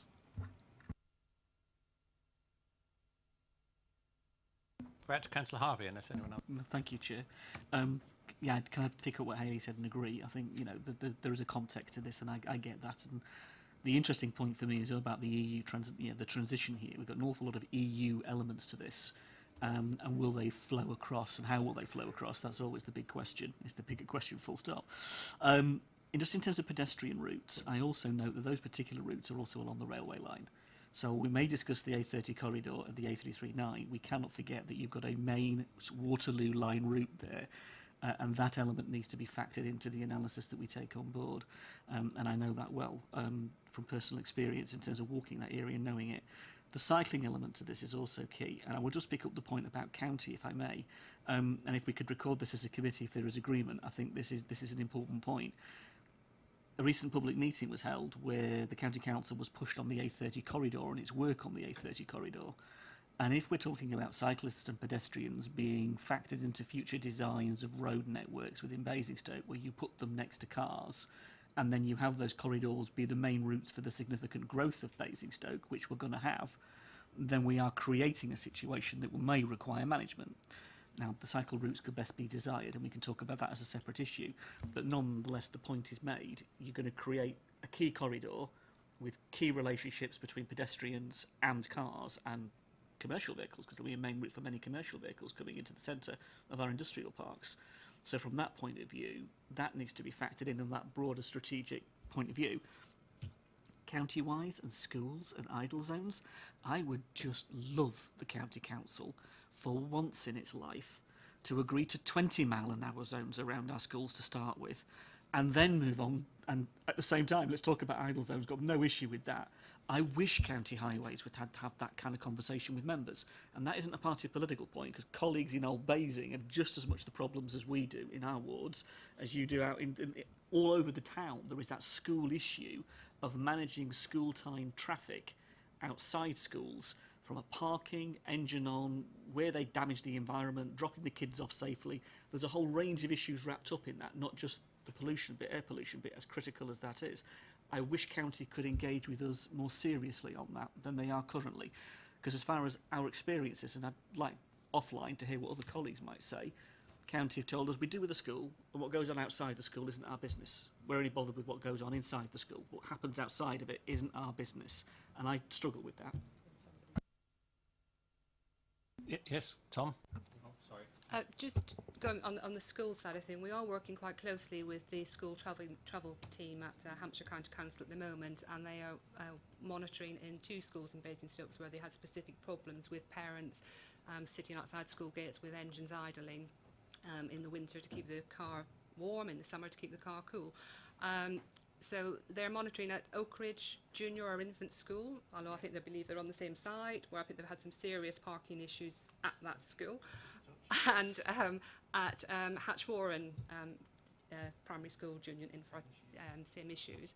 So they've done, they do monitoring during term time, and then they do monitoring during half term, and they work with the children and the teachers and the children put the monitoring tubes up, they put them on the roadside, they put them outside the school gates, they put them further in, away from the road, and then they compare the levels during term time and after, just to show the parents and the children what impact the school traffic actually has on levels of pollution. And they do assemblies, they go into schools, and they present the results. So that's ongoing at the moment, and we will certainly share those results with the ward councillors for those schools, make them available to you. Going on the idling issue, because we don't have any air quality management areas, we don't have any powers to issue fixed penalty notices for people who leave their engines idling. Now, what we would like to see, and something that I'll be commenting on when I respond to the Clean Air Strategy, is that we feel those powers should be given to all local authorities, regardless of whether they've got an air quality management area or not. Because how I see it is, we should be preventing the problem happening in the first place. We shouldn't have to wait until we've got a problem and have to declare an air quality management area. Why not give us the powers to prevent us getting in that situation in the first place? So there is a lot, as I say, there is a lot coming out from DEFRA. Whether it's enough remains to be seen, but we will certainly be commenting on the consultation. Can I just say the school travel team, as far as County are concerned, is one good point. Our experience as ward councillors working with the school travel team are that they do the very best they can. They aren't the officers that actually at the end of the day wind up making the decisions at County on a lot of this issue. So they make recommendations that get lost in the ether of the castle as they go about making decisions. And we haven't, it's interesting the point about enforcement, because that's part of this. We have only got 2 enforcement officers that I am aware of that do that out of the town centre enforcement. That's for the whole borough. That's 2 officers to cover out of car park areas for enforcement across our entire 264 square mile borough. If County retrench some of these things around highways, then that's going to present us with another issue. There's lots of overlaps here with lots of little issues that I can see, I'm sure colleagues can as well with their own experiences, that are worth examination. I don't know how we take this forward as a transport issue, but I do think this is worthy of examination, because it is one of the biggest issues our residents face. And I know from our post bag in the ward, Oak Ridge Juniors and Infants is hugely controversial at the moment in the issues it's causing for local residents, let alone parents. Yeah, thanks. I was just while you were checking the minutes, and we did indeed cover that in January. So that was one of the things we welcomed as a committee in January, that officers were working with the schools travel team. So we will definitely expect that to be reported back on in January. Yeah. Yes, Councillor Richards. A point that I made on this subject before, and that comes to this idling thing. I used to live in Switzerland, and actually in Switzerland, if you stop at traffic lights, you have to turn your engine off if you're there for more than 10 seconds. And that is law. And it works quite well there. And it's all to do with people, to keep this air, and they have quite good air quality, I believe. I would support such a move. Good. We need some mountains as well, man. But yes, it's Councillor Mike Bannon. Yeah, it's just something. I have missed the previous discussion. So when you come to the modelling, how do you model on what the manufacturers say are the emissions for the vehicles? No, they do it on real time, in real life emissions. Yeah, because obviously the Dieselgate scandal was, 2015, I think. So, and I think that is part of the problem we're in. Too much faith was put in what we were being told by car manufacturers in terms of levels of nitrogen dioxide were going to drop because their engines were so clean and levels were so low. But there is now factored into the model, the real life reality. Yes. Good. Can I suggest what we might conclude, and then you can have further debate if you want to. I mean, I think we just want to welcome what officers are doing in relation to this very specific narrow initiative. Narrow issue. I think we'd like to be told by towards the end of July what you've said to DEFRA. I think we don't want to wait till January for that. Then I hope we're all going to agree to have a report back on January, picking up the points that we discussed this January. And if it's not self-evident, and if I can find my bits of paper, can we as a committee ask you to pick up, I've lost my, oh yeah, here we are. Martin Heath's point about the air quality index. So, as well as tubes, I think we'd like to know more about that when you report back in January. And to the extent that it's different, ozone.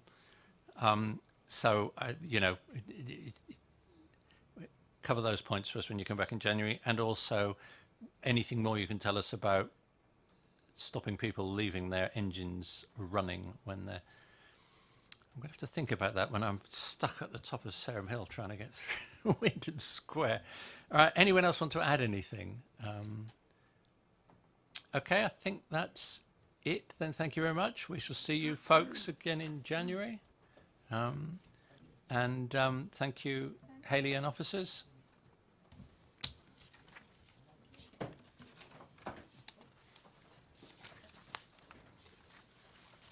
Okay.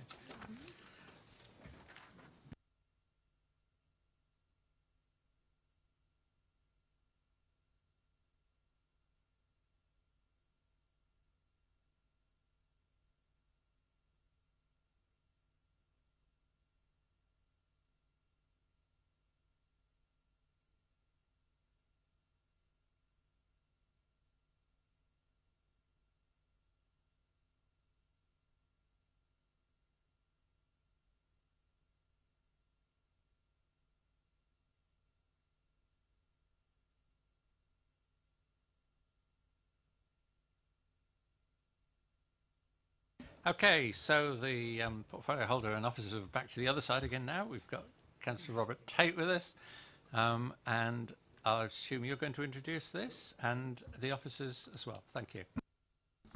Thank you, Chair. Good evening.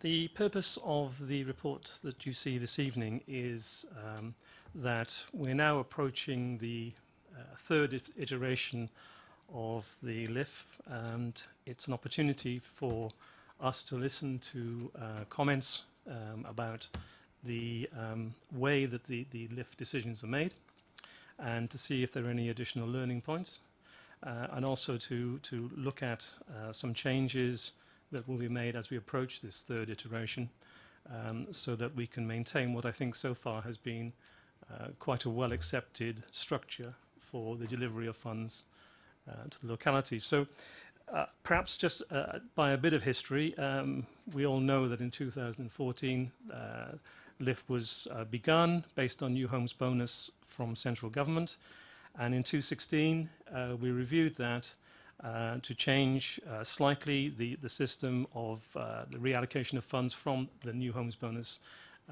for the period after 2016.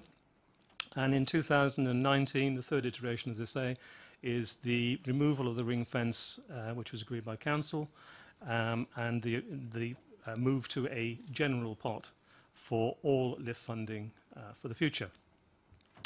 So in doing so, that's raised an opportunity to look at a couple of issues, which you have in the paper, about the total amount, as to whether that needs to change.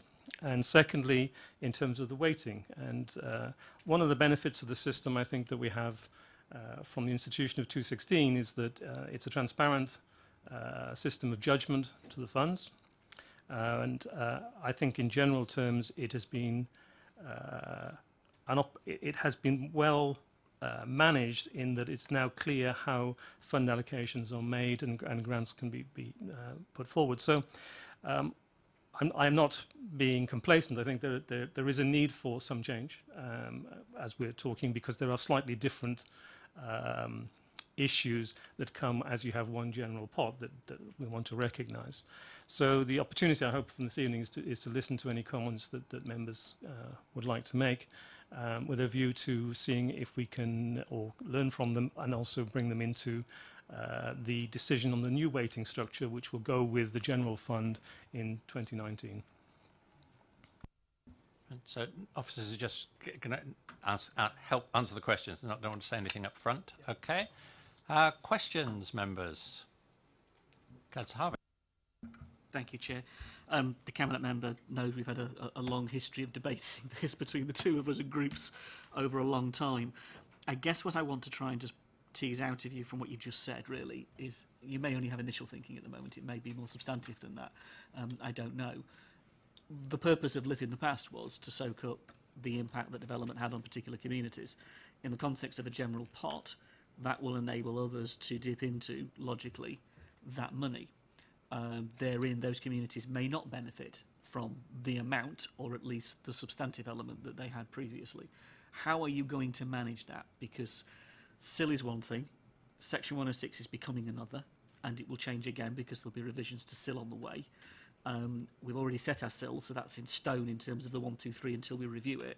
I'm just trying to, you may not have got there at the moment, and if you haven't, would you please inform us when you're ready, because the budget is coming up soon, and we'll hate to be bounced into this. If you have, I'd love to hear what your thoughts are about how you compensate a community for not having all its LIF money.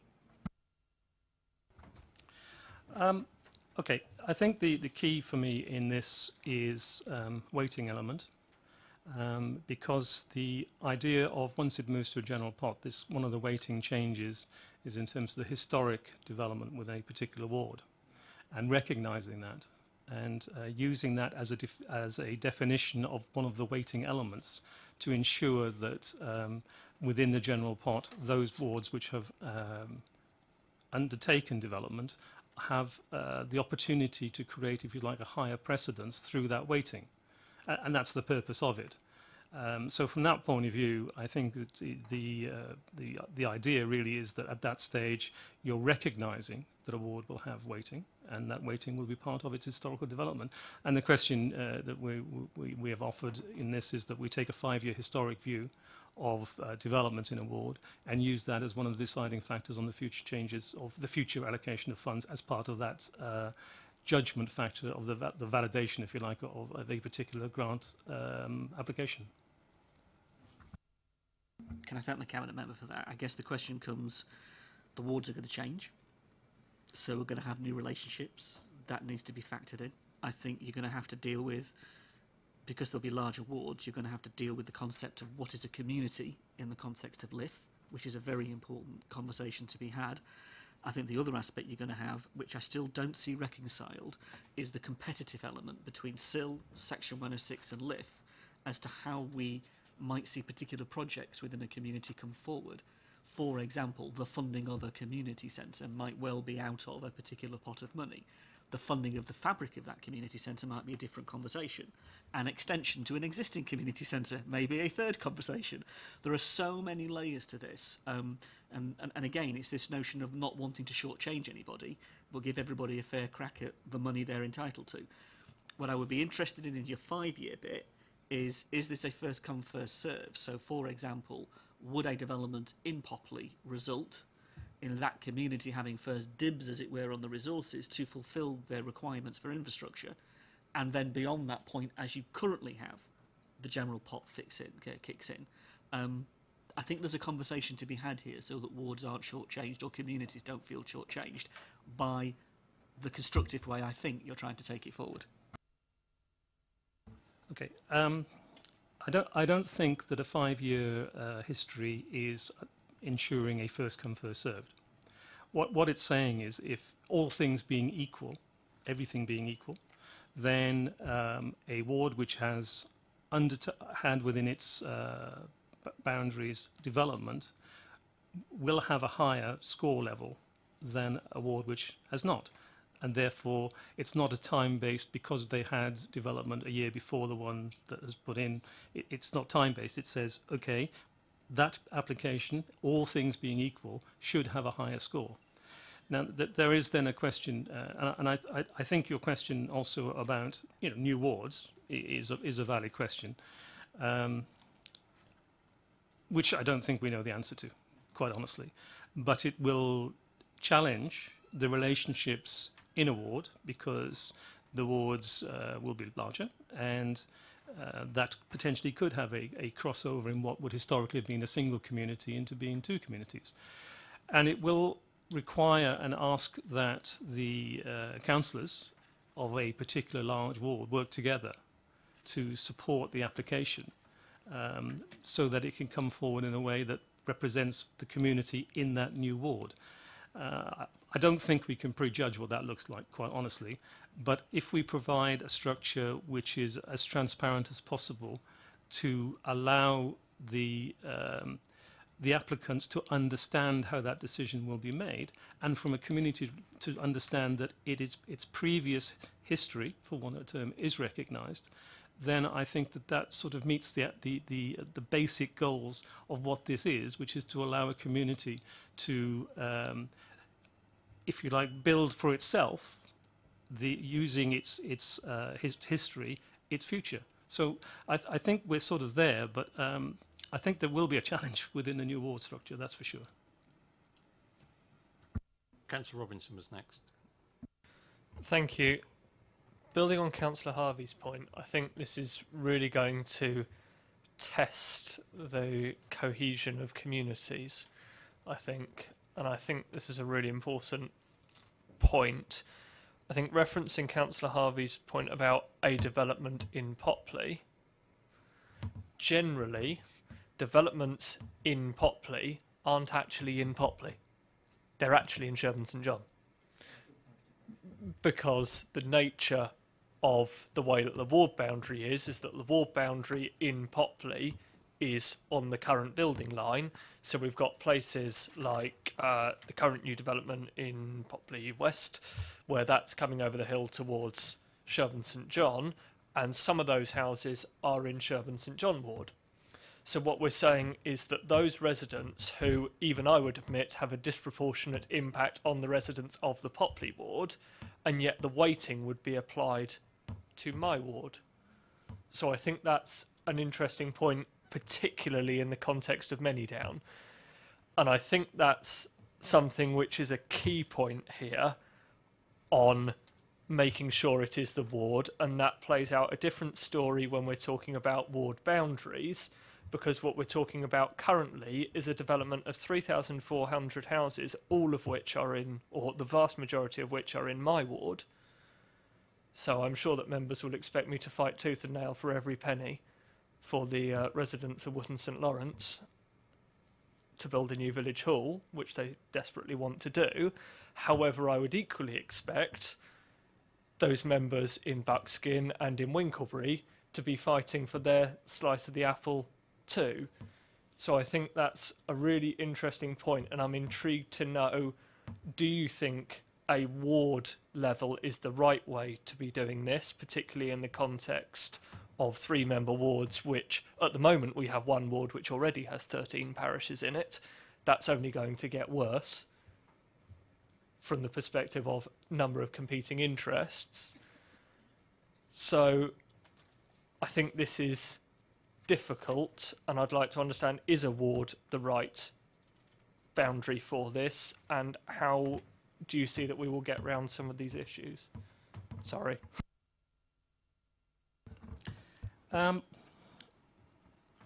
Just dealing with one of the points that you made to start off with is that obviously Manydown. The current settlement for New Homes Bonus expires in currently in 21, and there is a significant question whether in the next round there will there be any NHB. So it may very well be that your question is sort of hypothetical in that respect. As far as is a ward the standard unit, Well, it's difficult to say that it isn't, because that's how we make judgments. Now, already within the current allocation of funds, it is true to say that a grant can be given to a ward for the use which actually will go way outside of that particular ward. So it already exists. And it is really, the reality is that it's the community that is actually using the fund, and the community may extend beyond the ward boundary. So it's already there. How it works with the three-member ward, as I said, I'm not entirely sure that it's not going to be a challenge, but I don't see currently any other alternative that doesn't become a sort of postcode lottery that is just, how else can you deal with it, particularly when you want, if you like, the democratic accountability, which is the support of the democratic elected representative for a particular application. Otherwise, I think you end up in a confusion, which would ultimately end up with, well, let's all take it all in-house, and everybody sort of sends in something. And I think you end up with a much less accountable grant system than you have currently. And that wouldn't be what we're looking for from this. Yep, you can come back. Thank you. I think the point on New Homes Bonus is a really interesting one, and that New Homes Bonus as a funding mechanism has been questioned for some time. But I think the principle of the government providing local authorities money based on number of housing completions, whether it's called New Homes Bonus or something else, I think the principle of that will be retained, because the bottom line is government wants to see lots more houses being delivered, and by providing local authorities with some benefit for doing that, I think that's likely to be retained in some form. I think the point about wards is interesting, and personally, I'd like to ask the question, would a parish be a better line to draw? Because in my mind, wards, by their very nature, a ward boundary is an artificial construct. It's somebody at the Electoral Commission who's drawn a line on a map and said, this works because the numbers work. Whereas a parish boundary is actually something more historic and something more community focused that is drawn on the lines of historic boundaries, which have been there for a very long time, and people feel a sense of community around that. If you go to somebody now and say, where do you live? They'll say what parish they live in, they won't say what ward they live in. I think it's as stark as that. I think the key in this is that, not regarding those points, is that the weighting is applied in a way which allows flexibility, so that it is a weighting and not a prerequisite, I guess, that we ensure that whilst it's geared towards going towards the ward in which the development took place, that doesn't prohibit something from just outside with a community who's just as affected. Because what I wouldn't want to see happen is, hypothetically, next year the boundaries change, the old village of Wootton St Lawrence and or Ramsdale, which are currently in the same parish, is then not in the same ward as the rest of their parish where the Many Down development is taking place, and they will be very heavily affected by it, not least from a traffic perspective. And I would not like to see an application come forward from those areas which is then looked upon less favourably, even though it is in their parish, just because the Electoral Commission decides in September to draw an arbitrary boundary between the two. I think I know the question. I think the first question, New Homes Bonus, you're entitled to the opinion. Certainly the evidence of the last number of years says that New Homes Bonus is decreasing year on year, and government is more and more pressurising that New Homes Bonus. So it may be, and I hope it is, a funding stream that we can rely on, but I really wouldn't bet on it. Secondly, looking at your question regarding parishes, of course we have to deal with town boards which don't have parishes. And the purpose of this grant is to make it transparent to all communities how they do that. So I do understand what you're saying, and I sympathise with it, but the system itself needs the ability to have parish and non-parish boards to be delivering. And the majority of the scoring that is used is based on the core criteria for development. So again, I think there are always going to, nothing's going to be perfect, okay? And I think if we were dealing with a gross imperfection, then I would be concerned that we're missing the point completely. Whilst it's not perfect and there will always be circumstances that change, at the moment, what I think we're offering is a system which is structured to try and deal with that change, and particularly recognising towards those that have the historical development, to ensure that they have, all things being equal, the opportunity to score heavily because of that development. But I do want to make this point that it is all things being equal, and that the schemes come forward match the other criteria, so that it's not, as it perhaps historically was, solely based on the historical development within a ward which made those funds allocated.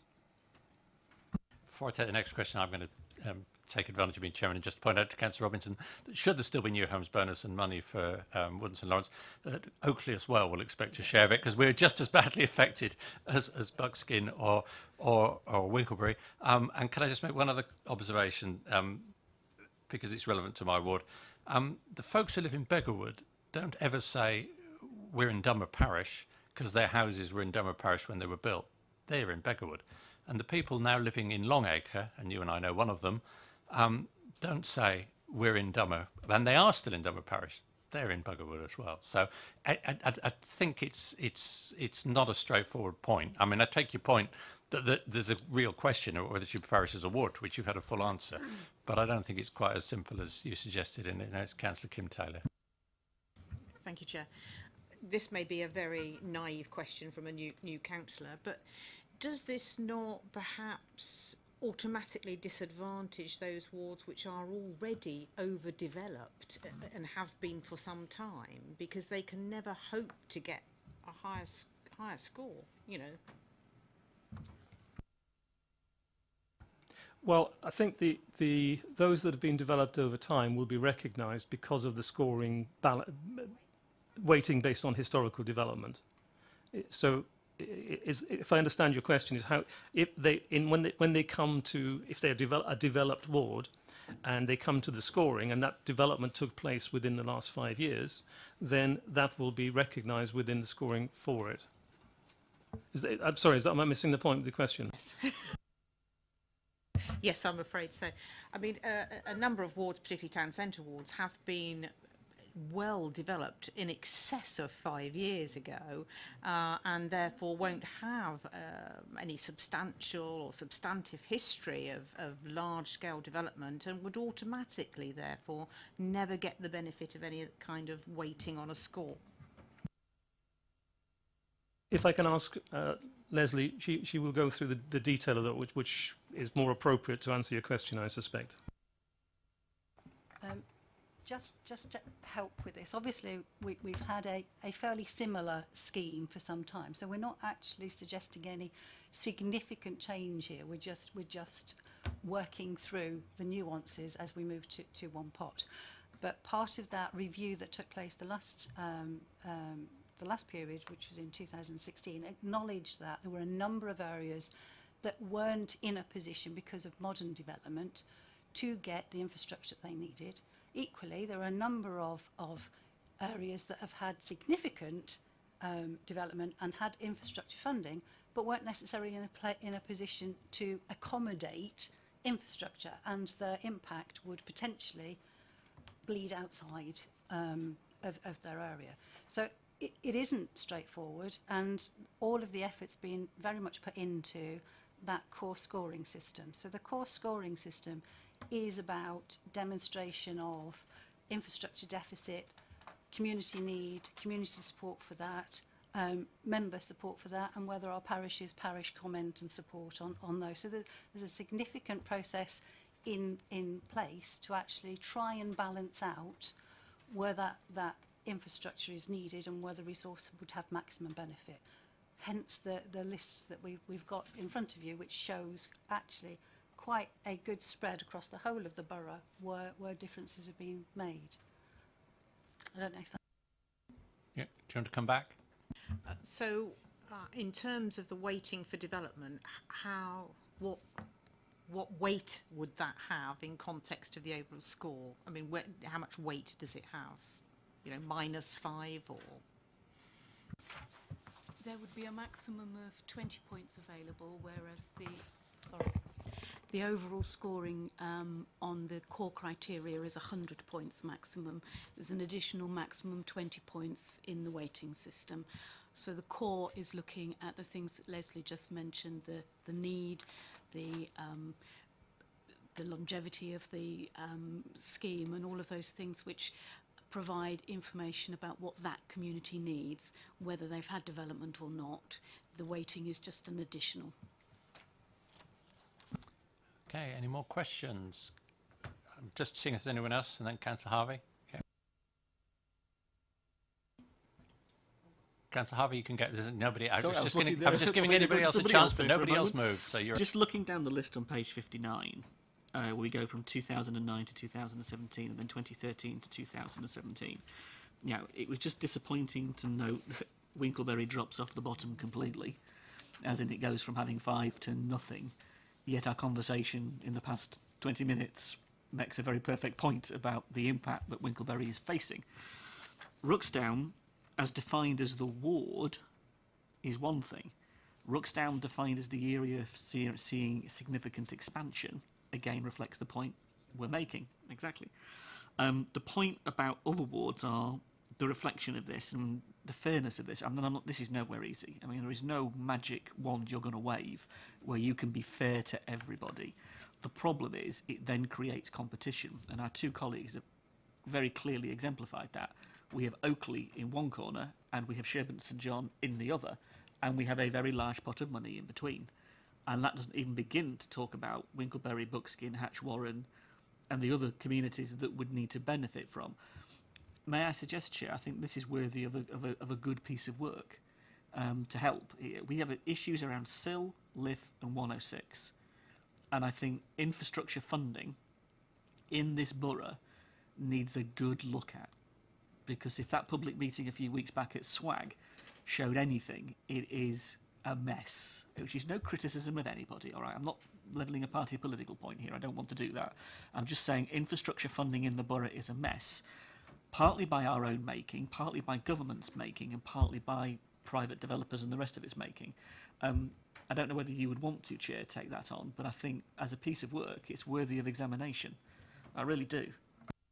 Well, perhaps I could ask a question, because before when you spoke before, you promised something that I apologise I didn't raise in advance. But if we look at 3.2.13 and 3.2.14, you're talking about the neighbourhood fund element of SIL for unparished areas, and you say it will be administered through LIF, and then in the next paragraph you say, where a LIF application is submitted for a project in an unparished town ward, and the application is remain recommended for funding, any relevant SIL available could be drawn down alongside the LIF grant. So is that saying you'll calculate the LIF ignoring the SIL and then add some SIL onto it? Or is the SIL going to actually reduce the amount of the LIF? So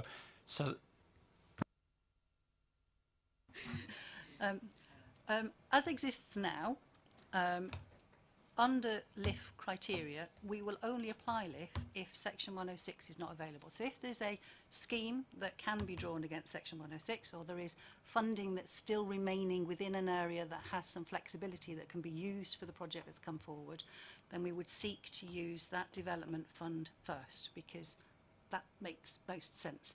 LIF is discretionary, and you should look at that as enhancing what you've got. Under SIL, albeit, and what we're talking about primarily here is the 15 up to 15,000 that potentially will come to a town centre. It's relatively small scale funding in infrastructure terms. and it will take some time to actually accumulate. The intention there is to monitor what comes through, what the development is, how it's come through, and if projects come forward that can use that, we would look to use SIL first, because it's development money, and we would potentially lose funding, certainly under Section 106, if we didn't use it within the right time frame. So we will always look to use that development fund where it's appropriate and applicable first, then we'll apply LIF. Councillor Robinson, I think. Have we moved on to debate slightly, or Unless anyone else has got a question, we can move on to debate. Yes. Okay, thank you. I think the point that Councillor Harvey raises is a really good one, actually. I think there are lots of mechanisms that have been created now in of themselves, and it's not anybody's fault, it's just the way that things have evolved, because we've got SIL, which is a government-run thing, and that's got to be run in a particular way. We've got Section 106, which is developers, and I think what Leslie says is absolutely right, in that wherever possible we want to leave a Section 106, because if we don't leave a Section 106, it disappears. So we need to get that first, and then we'll worry about LIF, because that's our own money anyway. But I think a piece of work that looks at infrastructure funding in the whole, to look at the various systems that we have, and I think there's an important point here about actual public transparency, in the sense that if I have a community group come to me and say, what is the best vehicle for funding X, I'm not entirely sure that I could give them 100% correct answer, because there are lots of different strands of work and lots of different pots available that we would look to bring together as a council. So I think a piece of work around that could be very valuable.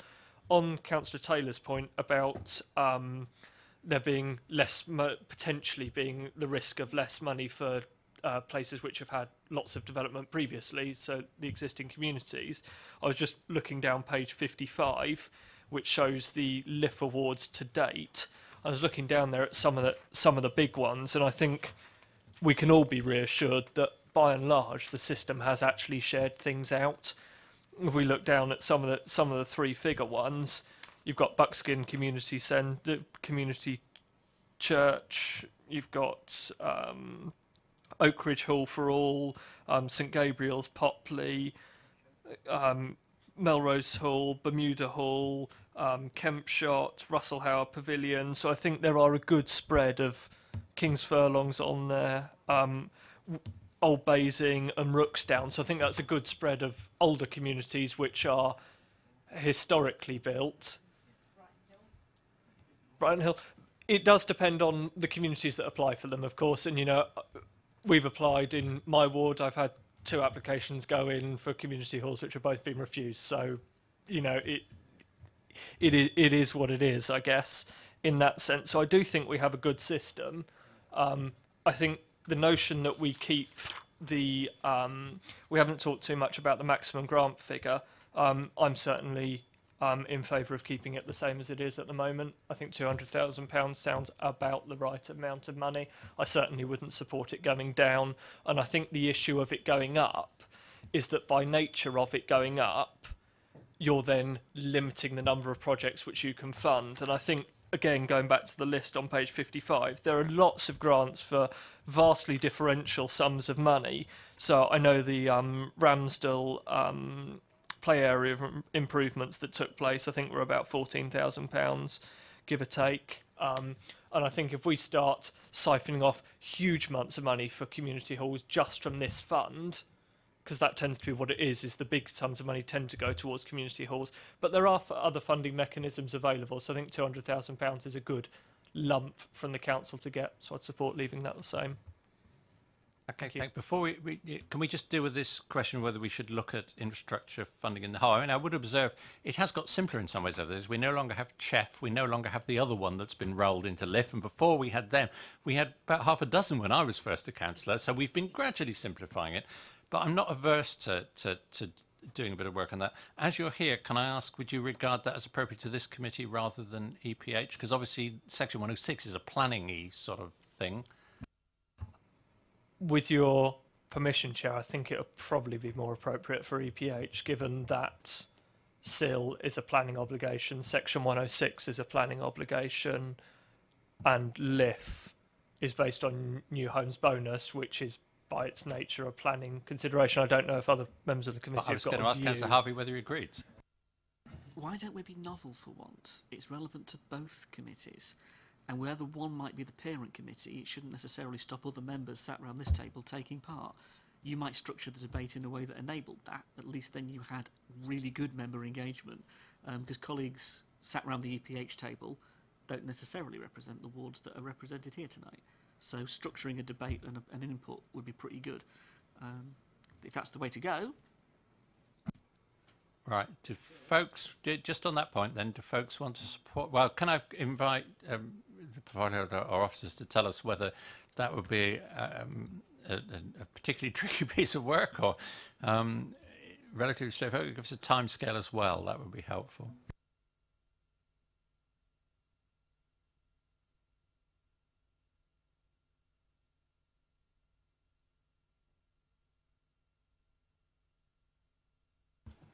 Okay. Firstly, I gather that there has been some prior work on this, which is fine. So it's not coming completely out of the ether to start that off. Certainly, in terms of responding to the idea of which committee. To me, it matters not. I mean, whether it's a joint committee or whatever, I think it is something that has some value because even if it doesn't perhaps change the nature, it at least brings it into a public and transparent debate. And from that, there may be some, particularly some value in terms of guidance to councillors as a result of that, which says this is what actually is out there and how it works. So I'm certainly not averse to responding to that, and in whichever format you think is the most appropriate, to be honest. Can I then ask Councillor Harvey another question? Would it actually be more sensible to do it as a sort of workshop thing? It's not particularly a matter we need the cameras in for, is it? Then it's easier to get together just all the councillors who are interested in it, whichever committee they're on. I am tempted to say I like things on the public record. Given the size of the subject area we're covering, I think our residents have a right to see what we're debating. There's nothing to stop you holding a workshop whereby that is itself a committee, a meeting of the two committees where you can achieve that. This ain't rocket science. Have a think about it and think how you can construct a meeting where you can engage all members and that it is on the public record, so we maintain our transparency point that we've been talking about. There ain't nothing more controversial than infrastructure out there at the moment, really. Councillor yeah, one thing I do want to ask you, Chair, is that this is a new set of work to provide an information for the future, and not something that stagnates the current offering in terms of how we go about the system as we see it today. Right. So if people are happy with that, we will leave Councillor Robinson as the Chair of EPH to take that forward and organise it in as an inclusive a way as he can at an appropriate time. Councillor. Thank you, Chair. Just a couple of points to add to the debate, if I can.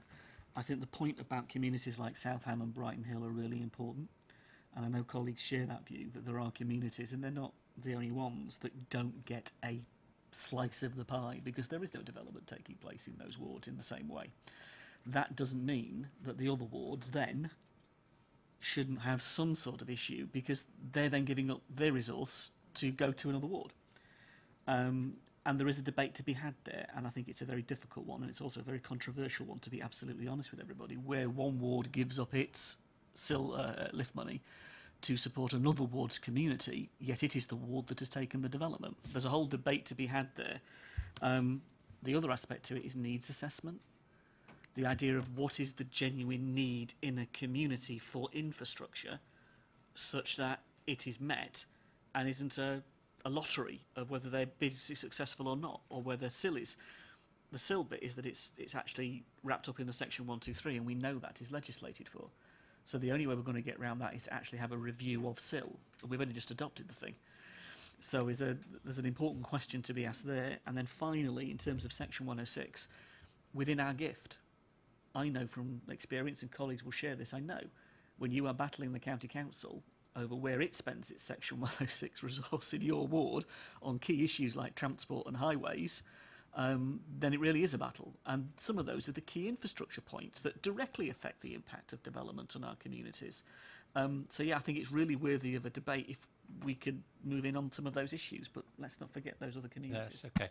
No, that's good. Can I just clarify? I mean, just be careful we don't sort of shoot communities in the foot. I mean, there is a possibility of development in South Ham at what is currently the football ground. I can't remember, Brighton Hill councillors, whether the development at Smith Industries got housing in it.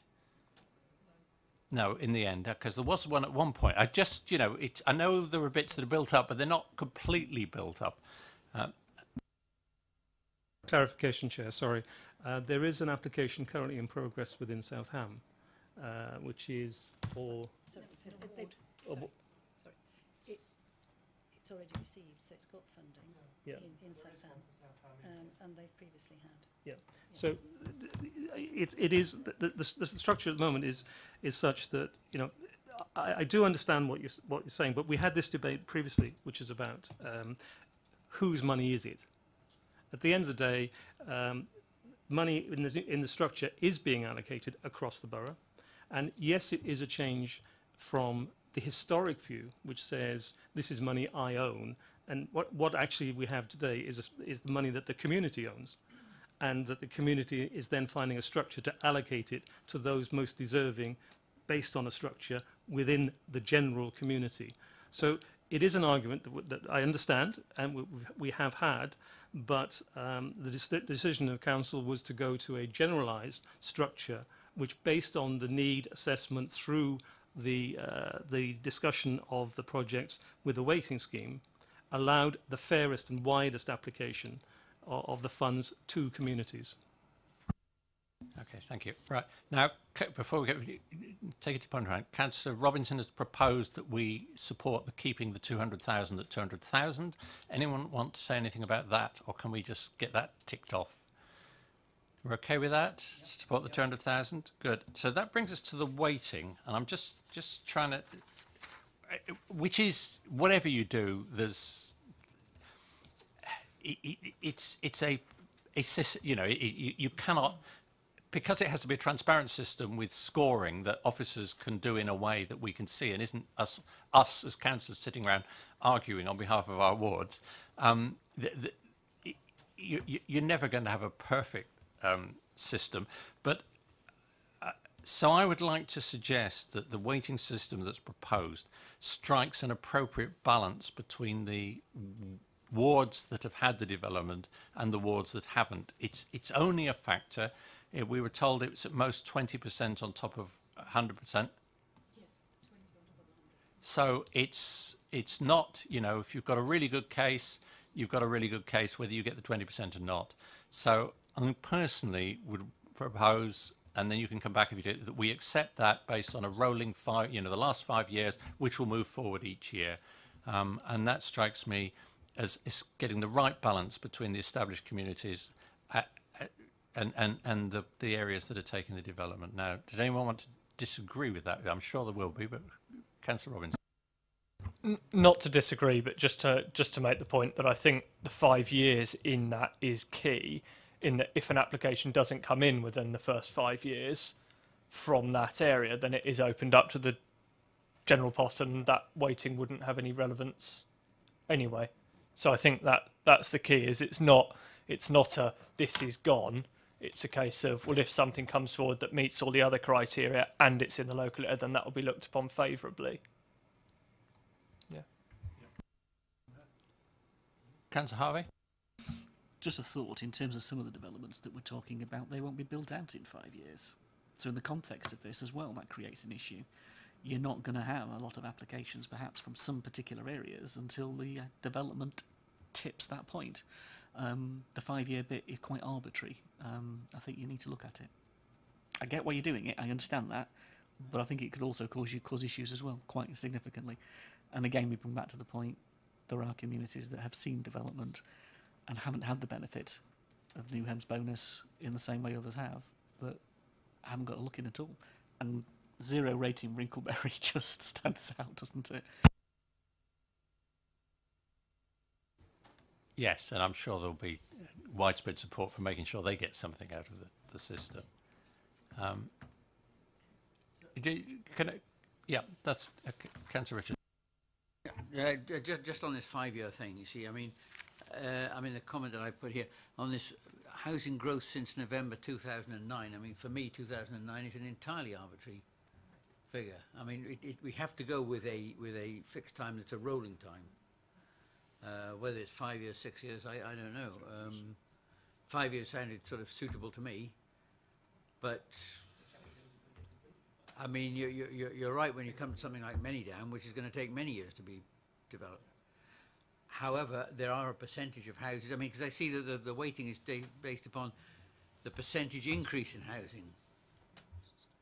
Over the, if we take out the 2009, I'm looking at the table on page 58. So you'd have the proposed new additional weighting scores, the percentage increase in housing over the last 5 years, 6 years. I don't think it shouldn't be much more than 6 years, I wouldn't have thought, because that, no, I think that's a real... The proposal was 5 years. Are you disagreeing with me or agreeing with me? No, I'm not go with it then. Go Thank with you. It. I mean, Just won't get the weighting. So my community loses out because Chapel Hill won't be built out in that period. Yet it will by that point. It's how you apply this. No. As built out, the houses will count and they'll apply for the next 5 years. Yeah, it'll be done every year. It'll be done every year, rolling basis. Are we done? Oh, yes. Why did I allow you to substitute? Yes, go on. Thank you. Just one comment on page 55, Appendix 1. If we have this table again, I think it might be helpful just to have the wards listed as well that the funding took place in. Thank you. That was all it was, Chair. That was actually a good point, because I was struggling to find Brighton Hill in here, yes. Thank you. And there were, looking through, there are two for South Ham in there for 130k and 150k, but I struggled to find them because, so I think in the future, if the ward's listed, it'll make everybody's life easier to find, have they had any money or not. Yeah, I think we can put that in the minutes, can't we? Yes. Okay, which brings us, I think, thank you, Councillor Tate and officers, brings us just to the work programme, which I hope is relatively straightforward. Well, we've done the 27th of June, so we don't have to discuss that. On page 62, we've got 2 items in the work programme for September. Well, it's actually 3, because Waste Management Update is report on recycling bring banks and improving recycling rates, which were 2 issues we've discussed in the past. And then someone would like to bring us a presentation about the Hampshire Cultural Trust. I hope we're okay with that. So that's September. October, at the request of... Oh, right. Cool. It's changing as we go. Anyway, October, we've been asked by Scrutiny to look at the Be Love Festival, as it's now called, and to see how what impact charging for it has had. So who knows whether that will be very exciting or very boring, but we should certainly do it. We've been asked by the leader to look at the emerging version of Horizon 2050 prior to consideration by Cabinet officers. Please can we add the CEP aspect to that, because most of them are for EPH, and it was a very clear request that we look at the aspects appropriate to CEP. So there's that. Now, I've just been told that there's also a request that we look at the impact of universal credit. Update. Why is... I suppose that's this committee. Yeah. Yeah, because it's not just housing, is it? Okay. An update on the impact of universal credit. We'll add that to October. And we've also been asked to get a presentation on Proteus Theatre. I suspect we won't do 4 on the night. With your permission, I will discuss that with officers. Things have a habit, when you put them in this far ahead, of, oh, that won't quite be ready. And if it's not something we're desperately keen to have this month rather than the following month, we may have to slip one of those. Although at the moment it's quite nice because there is nothing for the 19th of December. So we might have to slip things to the 19th of December, or we might decide it would be nice to have a night off. Can I help you there, Chair? Yes. A couple of suggestions. On the waste management update, I think if the committee is willing to look at a particular aspect in addition to, there is the changing relationship from county to what is being provided by, for example, the supermarkets. So the disposable aspect of it, in terms of how our communities can dispose of their recycling, is becoming quite a key issue that's worth examining. That will have massive impacts for this particular agenda item. If you're going to look at it in September, that might be a good time for officers to update the committee on the implications of that. It's a county issue in the sense that they are the disposal authority. It is directly relevant to what you're talking about. So that's number one. Number two would be road safety around schools. I think that is an absolutely key issue that this authority should look at in order to help members challenge and deal with the issues that county are presenting. It's across all our wards. You're the Transport Committee in that context. Partnerships, the road safety issues around schools, I think, is very relevant. And finally, Chair, well, not finally, but I've got one to ask of both of the chairs sitting in the room, because the one we don't know where one particular item is going to. But finally, review of youth services, NEETs and play. I think that's a useful exercise, looking at least we would like to, as Labour councillors, examine the youth services in the borough, the services that are there for NEETs now, and also play in the context of our own strategies and looking forward to what that might mean for the borough. And finally, council tax for care leavers. Is that going to go to EPH or is that going to go here? Has that been decided yet which one it's going to? Is that going to EPH? Yeah? Thank you. Okay. Cool. Right. Thank you. Thank you. Now, you know what I'm going to say. Will you please fill in a work request for those two items? They're proper to this committee, but it's important. It doesn't have to be a great elaborate thing, but it just helps to focus the mind on what outcome are we looking for from this, and that's the useful bit of it. So not your first point. Your first point about the waste recycling, I hope the officers can pick that up. We just ask the officers who are reporting anyway on waste to make sure that comes into their report. But the other two brand new items, it would be very helpful to have the forms for, please. That's the system that you have. This is the system that the administration and the council have introduced. I do note we no longer have a political assistant who was incredibly helpful in supporting us as a group in making that. I have asked for support from committee services. That is being rated up the system because at the moment in time there is no support on offer. That was contrary to what we were promised as members when the political assistants were done away with. We were going to get support. That's a question somebody has left to answer. We no longer have political assistants. The groups no longer have support. That's not a question that this committee can answer, Chair, but somebody needs to answer it somewhere. It's a pretty important one. Happy to try to fill the forms out if we've got the time as councillors to do that. There's a lot of you these days, Councillor Harvey. You should be able to manage it between you. It's not the point. There might be as many of us as possible, but still.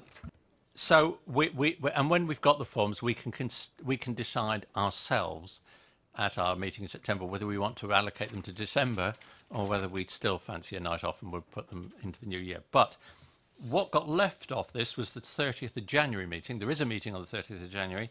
And as we've already said, the air quality report will come back on that night. And lastly, no, two more points, sorry. 13th of March says homelessness update report. And again, that should be qualified. That's just the mental health aspects that this committee started. So it's an update on MEME, Making Every Adult Matter, and it's an update on PIES, the Psychologically Informed Environment Project. That's all we're looking for. That's the bit that this committee's picked up. And we're not trying to take over homelessness generally, because that is definitely EPH's. Chair, does that panel still exist, or was that disbanded, the particular mental health panel? We haven't continued the panel because we've got the work going, but we are getting the annual reports, which brings neatly into neighbourhood management, which is a panel that kept going longer than the mental health one. It's disappeared off the current planned working groups. Councillor Mike Bound was on it. Councillor Mike Westbrook was, and he and I have swapped emails because he was, I think, the most regular attender, but other than me, at the meetings. And what we've agreed is that we will ask the officers to come back with an update in January on the work that was in hand when they reported last January, which is particularly the tracking system that was trialled in Norden and is being trialled a bit more widely, and the arrangements with the housing associations and others where we're taking on some of their grounds maintenance, particularly in Buckskin. And again, early signs were that was going very well, and we'd want to see it rolled out. So we will ask them to come back and update us, and if we're happy with the update, we won't need to recreate the group. If we feel that it's losing impetus, now the group no longer there, we'll recreate the group. So if that's all right, yep. Can I just ask you, you obviously looked at Sovereign when you were looking at, or as they were, when you were looking at that in particular. Can I invite you to also look at Vivid and a couple of the others, the biggies? I don't mean the smaller ones in the sense of their land ownerships on the same issue. I think you'll find the practice is quite different between the different housing associations. Yeah, there's certainly officers are aware of that and have had some sort of discussions, yes. You're really going to regret me having on now. Agenda item 5, we didn't agree the minutes at the last meeting. I think we did. I'd sat down at the end, yes. No, that's all right. But thank you for your company. And thank you to everyone. And I declare the meeting closed at 9:13. Thank you very much.